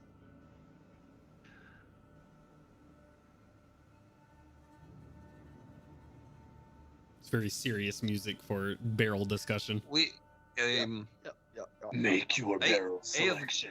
It's I very have important. gotten the ship has gotten the barrel for the beer, and everything else is just icing on top of the cake, as far as I'm concerned. The I good don't news think- is we can afford it now that we got the discount. Yeah, indeed, we could get the. And this is alchemist fire, right? The green fire. Okay, so we can use that in the swamp, even though it'll be wet. It'll burn. It could be Regardless. useful.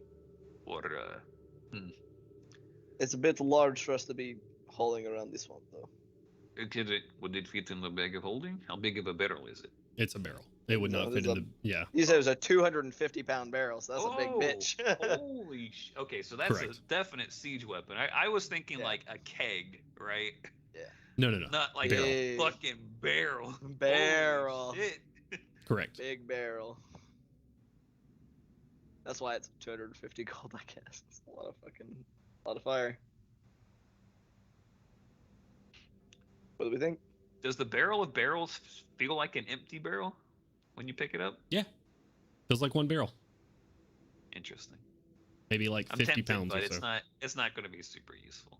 Yeah. We're going into a swamp. There's going to be woods all over the fucking place. Yeah. Woods will be all around. So, Okay. we're currently just sitting at 600 for the Yeah. barrel of beer barrel, and the blasting. Yeah, we should be fine. Okay. Is that all we want to No, get? We don't want to get any of the alchemist fire, any of the acid. If we were going to get another one, I would say we could get the barrel of monkeys, Why?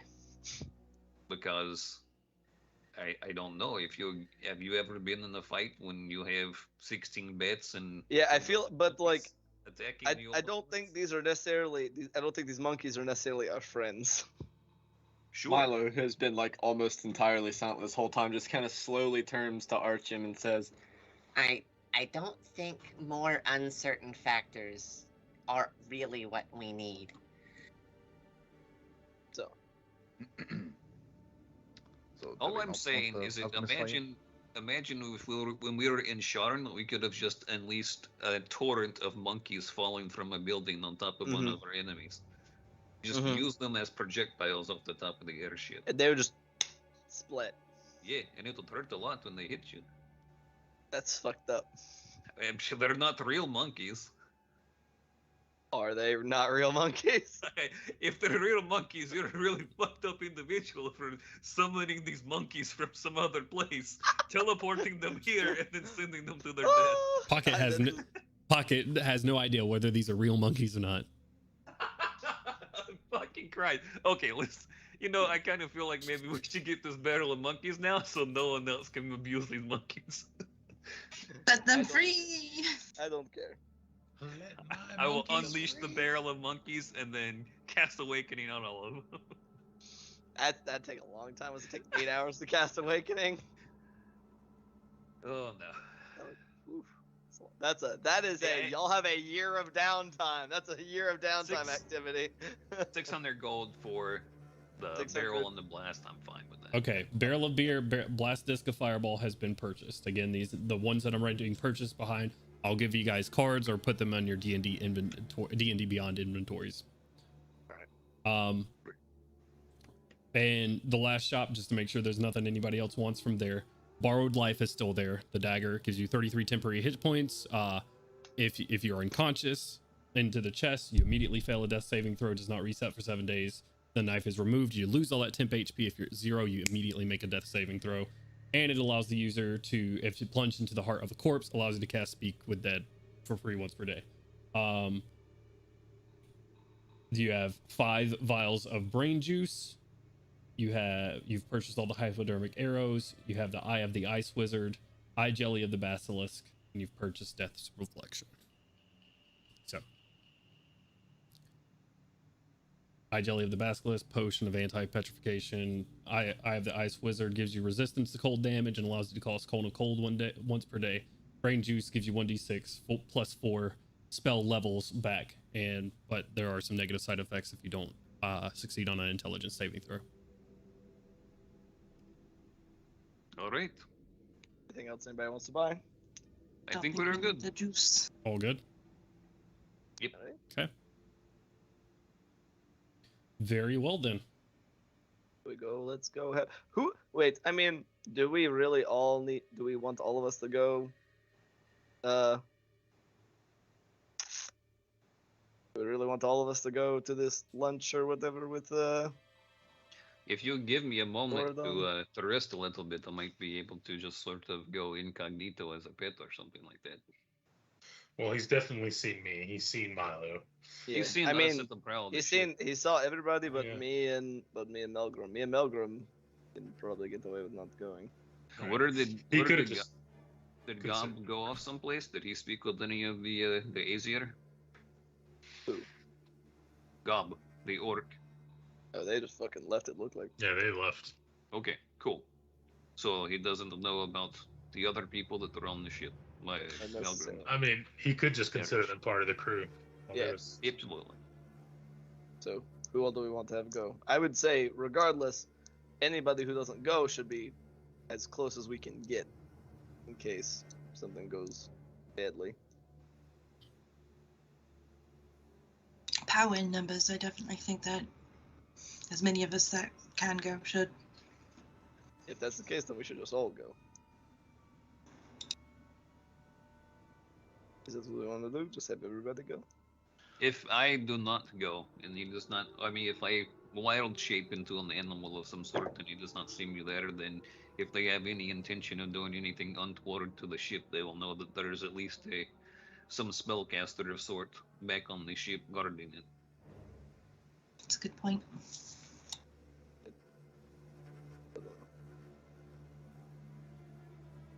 So, everybody, or what? What are we doing? Yeah, I feel like if we have everyone go, that might be for the best. If, I mean, the Erish will still be on the boat, correct? And if we refresh your little Absolutely. mind thing, then make sure that we can, for the duration.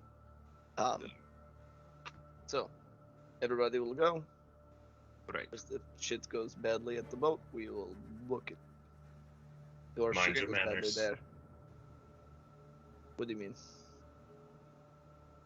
Oh, I meant try not to do anything stupid I have never. to antagonize the Ash Lord. Otherwise, I think we'll be fine. All right. Should I change back into my ball gown? I think that might be a bit too much for the You air. probably appreciate strength.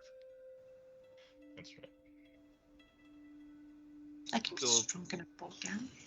The more you look Oh, fuck. intimidating, probably the better it'll be for your visual respect level. Your, whatever. Let's go. Let's Okay. do it. Let's go get Gorham and refresh our mind thingy and fucking boogie. Do we have enough time for a short rest, DM? I'm gonna see how much time has passed for you guys to purchase and have that conversation, because you guys argued about the fucking brain forever. Fair. I mean, Listen. I'm gonna say that Nilbo is like trying to move these things along. Probably not. You're sitting in like 45, 50 minutes away. You're right there. All right. Yeah. Okay. So you going back to the ship first? Yeah, we'll probably make sure that we try to get everything put on there as best we can. Okay. Nilbo is outsourced like just beasts of burden, goblins, and other orcs and stuff. Like, you guys have a line going on of just like people carrying barrels, people carrying like a couple of guys with like carts and stuff, pushing down turrets and whatnot. This is a sight for a lot of this place. Granted, there's a lot of these items going back and forth from trade, but not quite as much as you guys are purchasing, as these items are rolled up onto the ship. And Gorham, you were greeted with the sight of your friends. Gorham, just so your time on the ship here, the Azor guards that have been standing watch of the ship have not moved. Like, and depending on how much time you sit there looking at them, they don't blink. They just stand there, just looking at the ship the whole time, hammer in hand.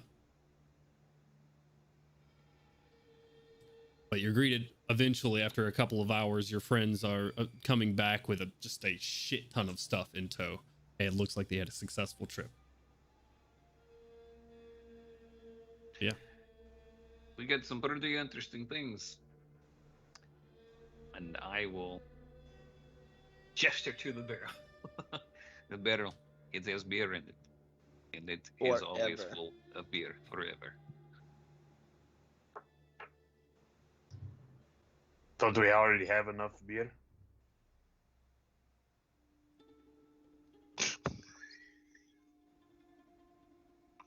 Actually, okay, first off, we don't have any beer on the ship. We have ale and we have wine.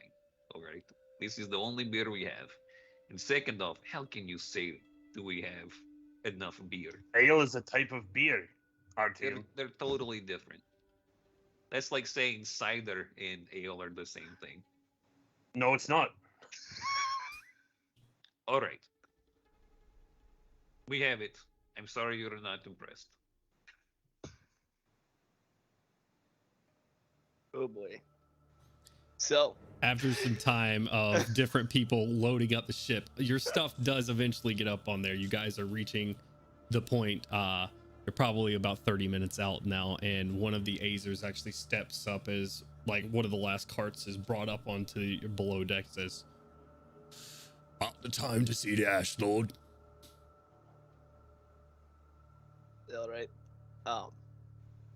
So we just as is. Yeah.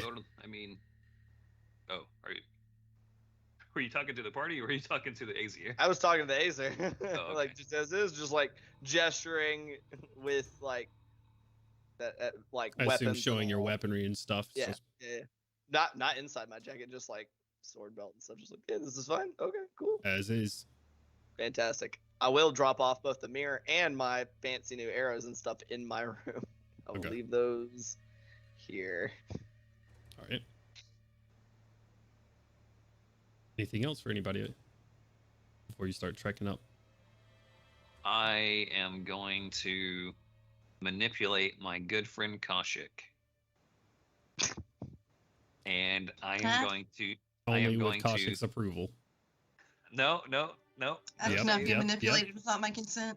I very am going confused. to wild shape into a cat that looks like Haru. Okay. I consent. Manipulated. How long does your wild shape last? Right now, 4 hours. Oh shit. That's a long time. Sick. It's half your Wait, is that- level, right? Yeah. Yeah. hours. Okay. I didn't realize that's how it's scaled. Sick. Yeah, unless this is like a 100-course buffet, I think we'll be good. You never know. You ever ate with a fire giant before? I sure as fuck haven't. Come on. Yeah. Let's go. These are a party of about 6 of them start leading you up through the city. Are you just carrying this Haru cat? Where is? Absolutely. You better carry me. Throw him How like do a you walk? football. What? Down onto I'm your so feet. fat though. I've got He like a weighs 5 foot- so Whoa. much, I man. got like a I'm 5 gonna foot have movement to- speed. Like, roll a strength check to pick him up. Haru's not fat. Haru is. Okay, Haru okay. is just large. Yeah. Haru's like a medium-sized dog, large, like probably like a I- good. I would make like a bobcat. a cat that was Haru shaped but lap size, so that you could carry me about. You just want to be Bite-sized carried. Yeah, I just want to be carried. I need to look like an accessory, not an actual I pet. would like to roll whatever I need to roll to construct like a baby Oh. Bjorn to carry him. I'm not I gonna need there with his legs. roll up roll a front. medicine check for me. Bjorn a medicine check. Yeah, that's what a nurse would create. A baby Bjorn. That's a good point. Okay. What's What- my plus? Oh no. Should be fairly Uh, good. Oh jeez. Oh heck. At Oh least a jeez. +5. Yeah. My medicine. Medicine? Yeah. Okay. So it's a 16. Sure. You swaddle him up in a sheet and put him across your chest. Just in front, just like a baby Bjorn. Baby him. Yeah. Okay. All And I'm right. gonna assume he redid Rary's telepathic bond before Yeah, we yeah, exited the ship. obviously. Yeah. Wow. I'm just gonna mental messages just our team like, that is so adorable. As you're just like swaddled again. It's just so slow. I can't believe he morphed himself into a cat. He must not. I be am something- most definitely not purring. I hate this. But I need to make sure that you fucking keep me safe. I'm just gonna like flick. Oh, his baby, if ears you- and keep walking. I want to morph myself into something that looks like Haru. Oh god. You've seen the kind of things that have happened to Haru. Haru got exploded. Just punts the cat immediately. What's done is done. You guys are led up the path through the city of Vralkek, up to the tower that looks over the city. Looking down onto this city. You're led through floor after floor. You go through an armory. You go through a like a war room type of deal, like an armory war room. You go through a sauna at one point where you see these two creatures with like large tendrils just sitting there like beside massage tables. You go up another floor and you go on the third or the second from the last floor. You see Gorodon waiting in there for you. He's talking to this Yanti creature that you had been informed name was something. Was it Shin Seha? Seha. Yes. As he's talking to Shin, and you guys, it stops when you guys walk in, and this room is wall to wall with barrels. He gives Shin a nod, and they slither on past you, nod their head, go downstairs. Thank you for joining me, all of you. It's good to have you. I don't get much of your type here. What I do like is news. Not a lot of news travels here. And I don't have a vast network of spies. So, I like information. But I understand. And he's got like a sommelier in this room, pouring wines. He himself takes a large glass, and they have like a small table set up, pouring from a small keg himself. He says, "Help yourselves." Sort of like swirls it around himself. He seems to have some sort of like table manners amongst himself. Sniffs and drinks his wine. I'll take a glass. Sure. Small thing. All right. What's the ferment? How do I bullshit sommelier real quick, Jones? Let's go. The sommelier will tell you, grown from the finest grapes on Ayundare on the southwestern side, so they get just precisely 13.5 hours of sunshine during the summer, aged a little north of 10 years in barrels of soulwood. That is the lofty taste that you have in your mouth, and it also keeps you from being bloated at the end. So he's I don't know. That's what he says. That's what he says. Do I detect some dryness? It was not a very rainy season this past summer. Yeah, it doesn't sit on the tongue for very long. Yeah. I'm blended in. I'm doing my job. Anyways, anybody who wants to partake in wine can. Gorodon does not force this part. I'm just gonna watch Crowley and see if he gets poisoned for a second. Sure. Crowley takes a sip. Crowley, make a D20 roll for me. Just straight D20. Just straight D20, no problem. Yeah.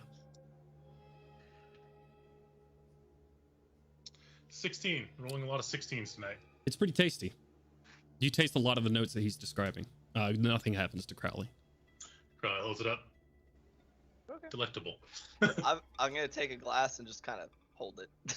Sure. Melgrim will partake, and just for visual purposes, he went to this dinner completely shirtless. So, muscles showing, scars showing, and a little bit of his wolf tattoo showing.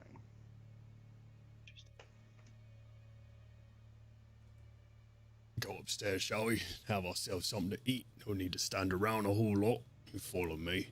He walks up, goes up one more floor. You guys are granted with the sight of a dining room table, large, of course, and a cup like food scattered across it, already poured drinks of waters, ales, and wines, and just different sorts of food. It looks like a lot of the food was imported, but it looks like whole roasted chickens and the lot, just across the table. He sits down at the edge. I should say this area is open. It is a large open area to the outside, and you can see just like the expanse of Droam to the north. You have a little bit of trees to the north of the city of Vralkek, where you see large palisades separating the city from the outside areas and just the distant wasteland of Droam. He sits down and says, "Have a seat." Seated. Take a look around, like who all besides us and him is in there. It is just you guys. Okay. I'm gonna take a seat. You guys do see the large stone slab in this room, just over off to like the side of the table. Says, "I don't expect you to be super open with me. You don't know me and you don't trust me. And the feeling is likewise. Small men have to be crafty. So, what I do want from you, not to take up too much of either of our times, is news. Information, what you're doing, and the like. However, I know this doesn't come for free. I run one of the most profitable markets in all of Corvée. I'd be happy to give you any information you want from me either. So, I'll let you go first. If you have questions. If not, I got questions of my own." And starts sawing into a piece of meat. Crowley will speak up. I think it only proper that the Ash Lord asks us what he would like to know. So if you please, feel free, ask us, my lord. Fine enough. Where are you coming from? We're coming from Sharn. And what's happening in Sean? Well, there was quite a bit of how best to say this. We actually come bearing messages for druids north of these parts. I think I'm citing my directions right. My cardinals up north. The druids are attempting to draw in much of their kind to prepare for a upcoming event within the next year.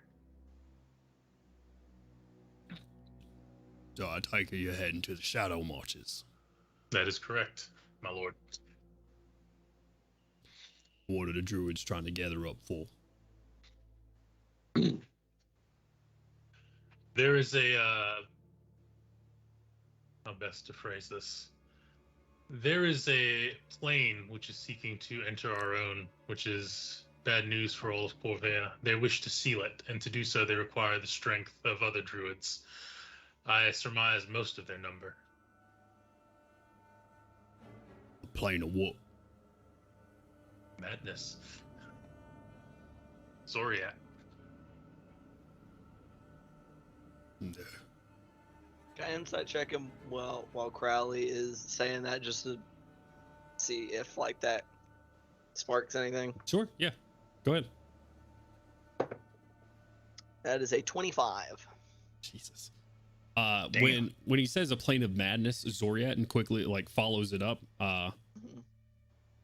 When he says plane of madness, you see him just like a lip raises up in disgust and a slight shiver across his body. Like any kind of recognition of the name itself? Yeah, he clearly recognizes the realm of madness and like the name of it, at least, Zoriat. Okay.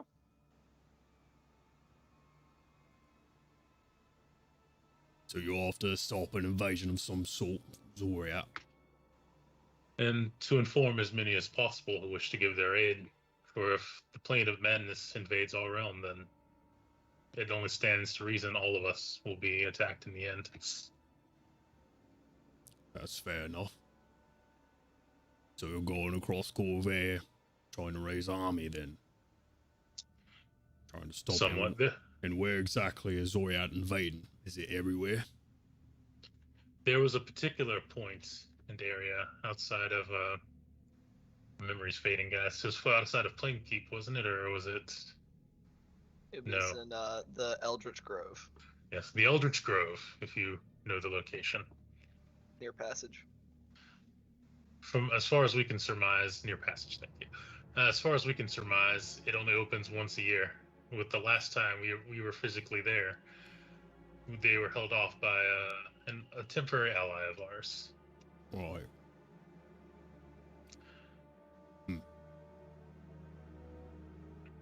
What else is going on out there? Sean, before Sean. Well, there's been a curious... I'm just telling him stuff we're doing. There's been a curious abduction of children throughout most of the realm. It seems to be linked in some way or another to some of the greater houses, some surmise. This is a large ring. I don't know if you've had any missing younglings here in Droam. Nobody takes women or children under me. Fine, indeed. The other countries cannot say the same. Approved nodding from Milo, like this. Yeah.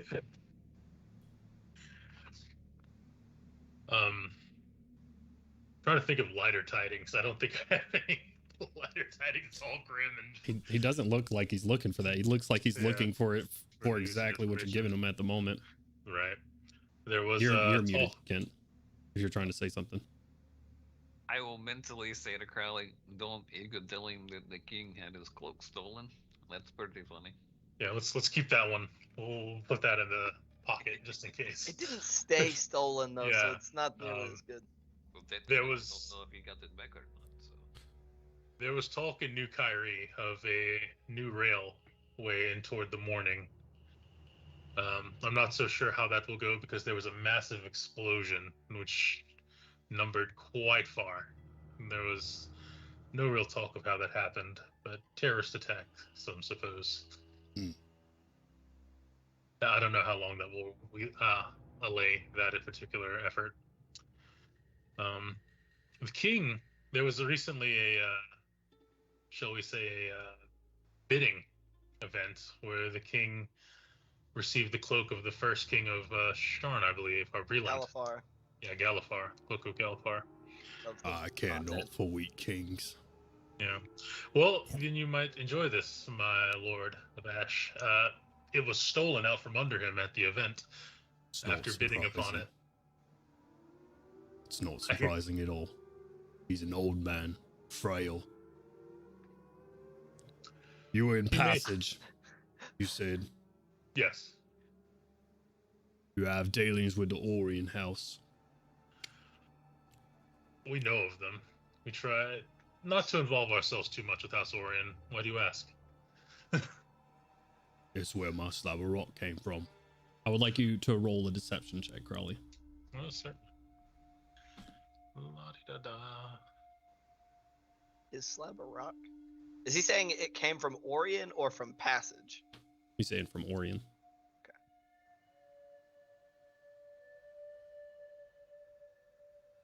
You can see what my deception is again real quick.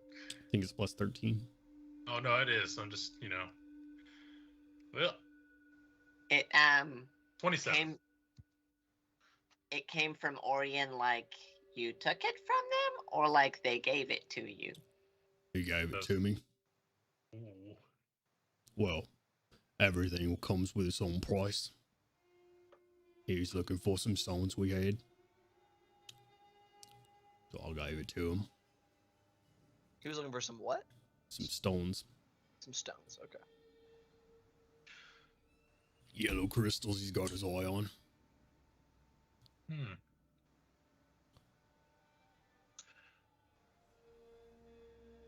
Well, how much did he ask for, might I ask? This is interesting news. Made an exchange.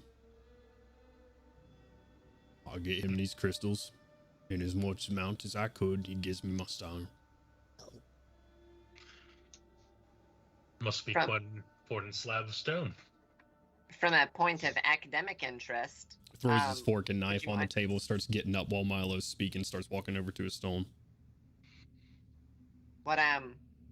what is it exactly? Rock here holds something important.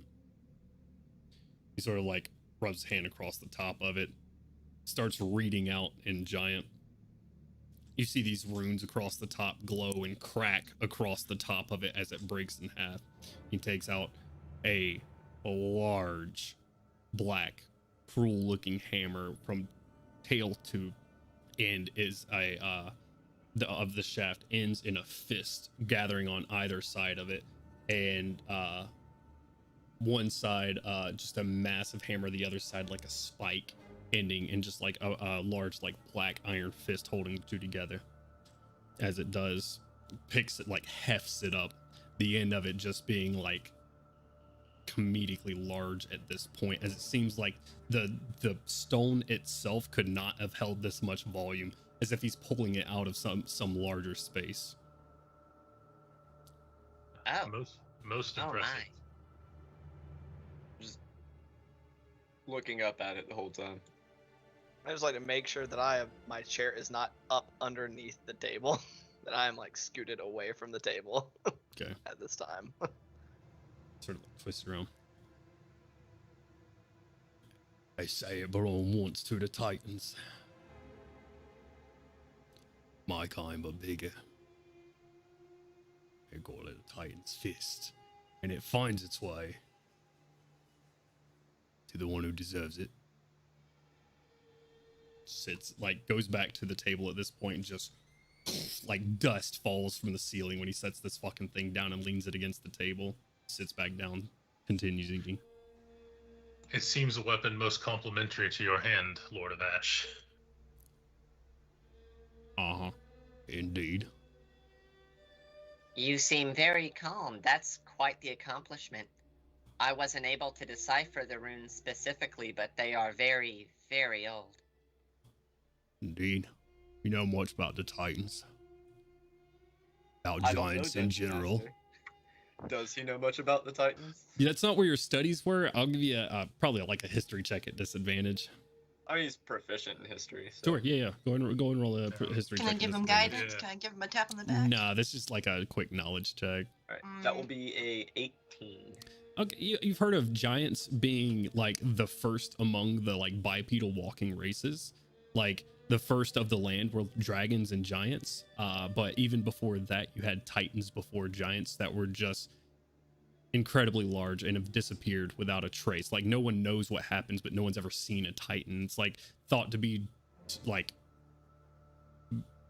what's the word I'm looking, like myth. The titans are thought to be myth completely. Mythological. Right. Other than just the vaguest references and histories, a handful of legends, really I don't know much at all.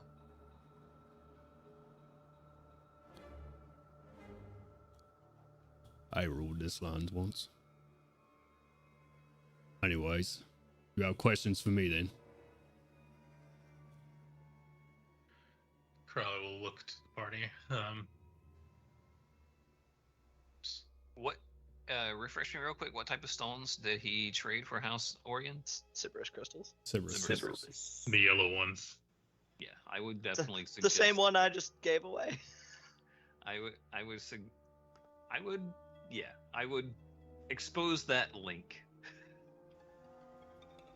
You should ask him about crystals that are being charged, being sent in this place through maybe a circus tent, or whatever the word actually is. It was in this territory, I'm fairly sure.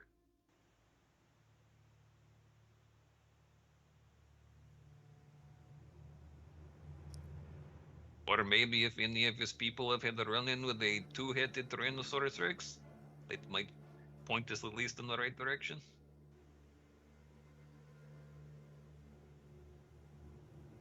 This is all being whispered into everybody's mind at this point. So you guys are just looking at Gordon right now. It's a fat cat looking around the party for someone to speak the fuck up. Oh yeah, that's right. That's right. You're a cat. Correct. Yeah.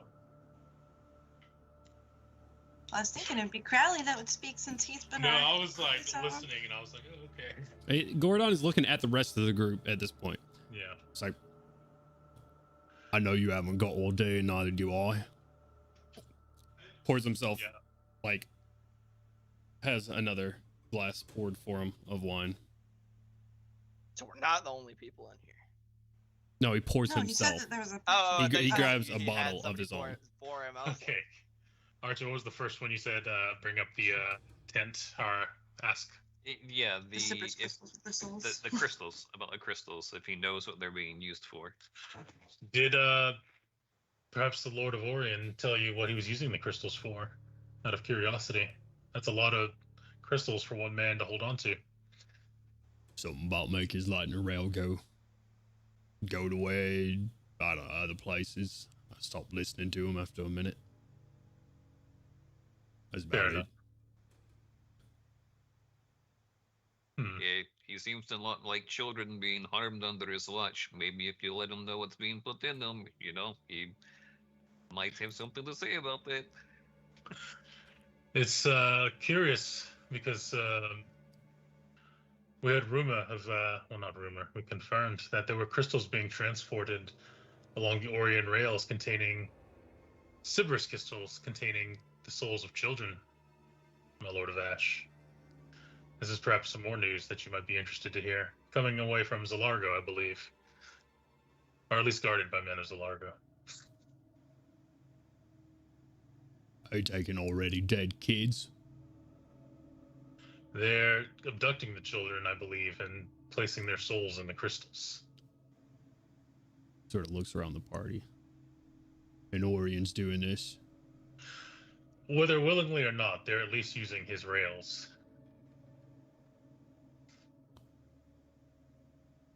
Small I was gonna say, in men. the mental link, it was being guarded by Orion men.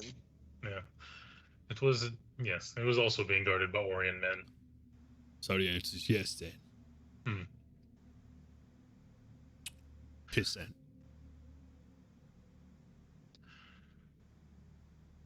It's something we feel like you should know, as you've been a most generous host. At least in case you have to deal with him in the future. Know what type of man he is.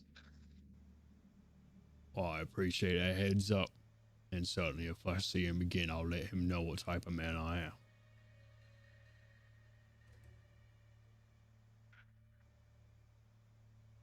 Well, you're a strong lord, no doubt. And we've told you of the coming assault in the near future. We would be happy if you would perhaps offer some aid in the repelling of these forces. There are many lords who don't seem eager or to believe in the rumor of Zoriat returning. Weak men, I think you would agree. Men who don't wish to chase its shadows in the night. I got forces here, and I need them here. Not so I'm sure I could spare forces to go fighting on some madness like Zoriat. And it's not like we don't have it tainting our fucking countryside anyways. I understand. It's not as if we'd ask you to force yourselves into Zoriat, but at least to help repel from the borders of man and Corvair. What does he mean by tainting his countryside? But what do you mean of the tainting of your countryside, Lord of Ash? He's a man up in the northwest here. I see the cat, I'm like... Calls himself Mordain. Crowley, I would actually like you to roll a history check at advantage. Okay. Ordain. Oh no. Shut your OOC ass up, Kent. Shut your hole! The cat seems extremely disgruntled and wiggly. Should I take it out of the carrier? Send it down? That's all OOC. It's OOC. 21. With a 21, the name Mordain, sort of, as he continues on, you have a little bit of information because of as little time as you did spend in House Fjarlin proper. The name Mordain did come up. Mordain Fjarlin was excoriated from the house. He was kicked. Actually, I'll give Milo a roll as well, real quick. Well, not an advantage, but just a quick history check.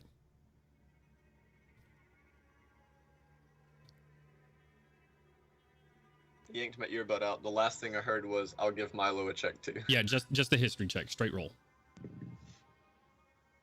16. With the 16, you, while the name sounds familiar, you know, like, he had something to do with a order called the 12, which is a like top tier, like arcane institute for Eberron. These are wizards that shape the future of magic, sort of deal. Mordain was Right. a part of these guys at some point. Oh. Some sort of schism happened. Mordain is no longer a part of the 12. And Crowley would know all that he knows. He would know that. He would know he was part of the 12. He would know he was part with the 21. He would know he was part of House Fjarlin, was excoriated from the house itself for his studies into the plane of madness and into the plane of Zoriat. Crowley will lean forward. Mordain, you say? To the north of your border. North of Joam's border. You're looking You for see it? information on Zoriat. He's probably the person you want to talk to. Crowley's gonna kind of nod. He would be at that. I didn't realize he was this far away from, like, what east? His easterly, I guess. If I'm figuring correctly. Well, he ran here a long time ago from what I know, before I got here set up. But if you're looking for information on that, probably the person you can talk to, if I could suggest. But of course. Don't piss him off.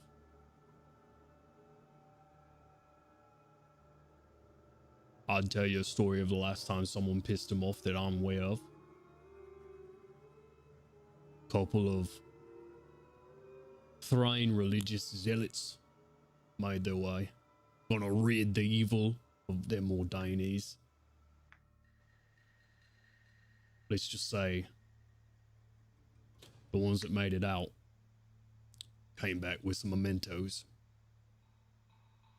If you piss him off, you'll be lucky if you don't live to regret it. And that's coming from me.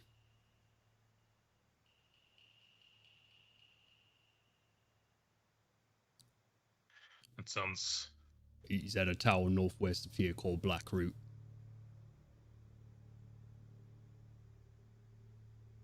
You got an airship, which is nice, and you don't have to go around the surrounding forests. There's a lot of men who walk through there that don't come back. Living trees, other horrible things. I'd suggest not going that way. Your call. Your warnings are most helpful, Lord of Ash. We appreciate them. Indeed. As is your information on Mordain. He finishes up his meal, so he leans back and whatnot. What else can I assist you with? The circus, if you please, Mr. Crowley. What do we want to know? Whether there's a two-headed T-Rex randomly by, or Any of it. If he knows maybe of any of the circus stuff that could be involved with this in these territories, or draw him as a whole. Zirkus. Yeah. Circus, whatever it was. An odd question, Lord of Ash. Oh, I thought you were Oh, sorry. whoa. I thought you were in Matt's voice there for a second. That's my bad. Yeah. An odd question, Lord of Ash. Mhm. Perhaps you can humor us. Has there been, I'm sure you're familiar, a circus? It's been referred to as a zirkus with a two-headed T-Rex. They came about and they were in league with the stealing of children. We happened to witness one of these events and stopped it, but still we lost many children in the process. Circus don't sound familiar. Some voices up north got attacked by a T-Rex. They said it had two heads. I thought they were full of shit.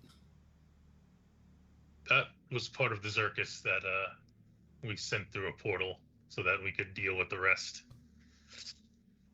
Right in. Huh. Well, I'm full. As am I. It was a most delicious meal. Whatever was served. Well then, you should be on your...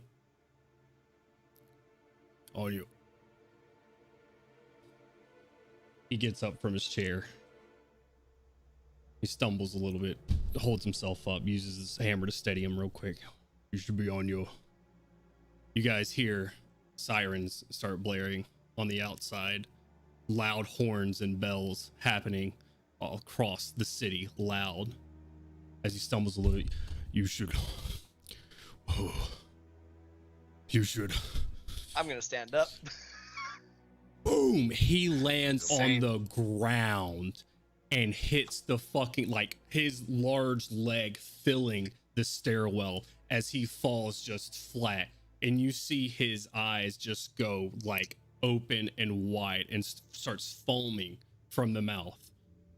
And as he hits the ground, a large single plate of adamantine from that's showing the open area slams shut across his head, and you just see blood and ichor on the outside of this, just severing and crushing his skull. In the corner, showing up seemingly out of nowhere, just sort of appearing, you see Shin sitting there, this Yanti with their arms sort of crossed, looks over at Gorodon, looks at the rest of you. Your timing was divine. It seems you may want to start running, as you guys just hear footsteps running up the tower, shouts and screams. And that's where we're in tonight's session. Hey. Fuck! Oh, boy. No, I liked him. I'm sad. And that's why Jones killed him. He made him likable because he was gonna murder him. Should have known. Well, good session, guys. I really enjoyed it. Everybody that's watching, thank you so much for watching this session. We really, really appreciate it. We'll catch you guys next Stick around time. for the raid. Yeah, we're gonna raid somebody. Don't worry, don't worry. We'll catch you guys next time. Thank you for tuning in on Twitch or YouTube, whatever you're watching this at. Make sure you drop a follow or a like and subscribe if you're over on YouTube. That helps us out and helps our discoverability. And we get to bring you more awesome stuff like this. On Mondays, I should be doing the raid while I'm talking like this, to be completely honest with you. So, Do that every single time. Yep. Now I'm gonna start doing that right now. However, on Mondays we do Ghosts of Saltmarsh, brought to you by this guy over here, our very own Gandolin / Fear DOA. It's me. He runs our Ghosts of Saltmarsh campaign, which myself and RTM over here are in. We're gonna give And I'm always in the chat. And Kaushik and Brittany's always in the chat. It's wonderful. Plus, we have Milo playing in that, and another friend as well. So you can check that out. Also, check out our charity for Extra Life. Do not forget that. We're still raising money for those guys, and they're doing great things in the world. So go check them out. And we do this every Saturday, where we do across Eberron, 5 to 9. So don't go anywhere quite yet. Make sure you hit that ready up button for the raid, and we're gonna go raid our friends at Carney Sideshow.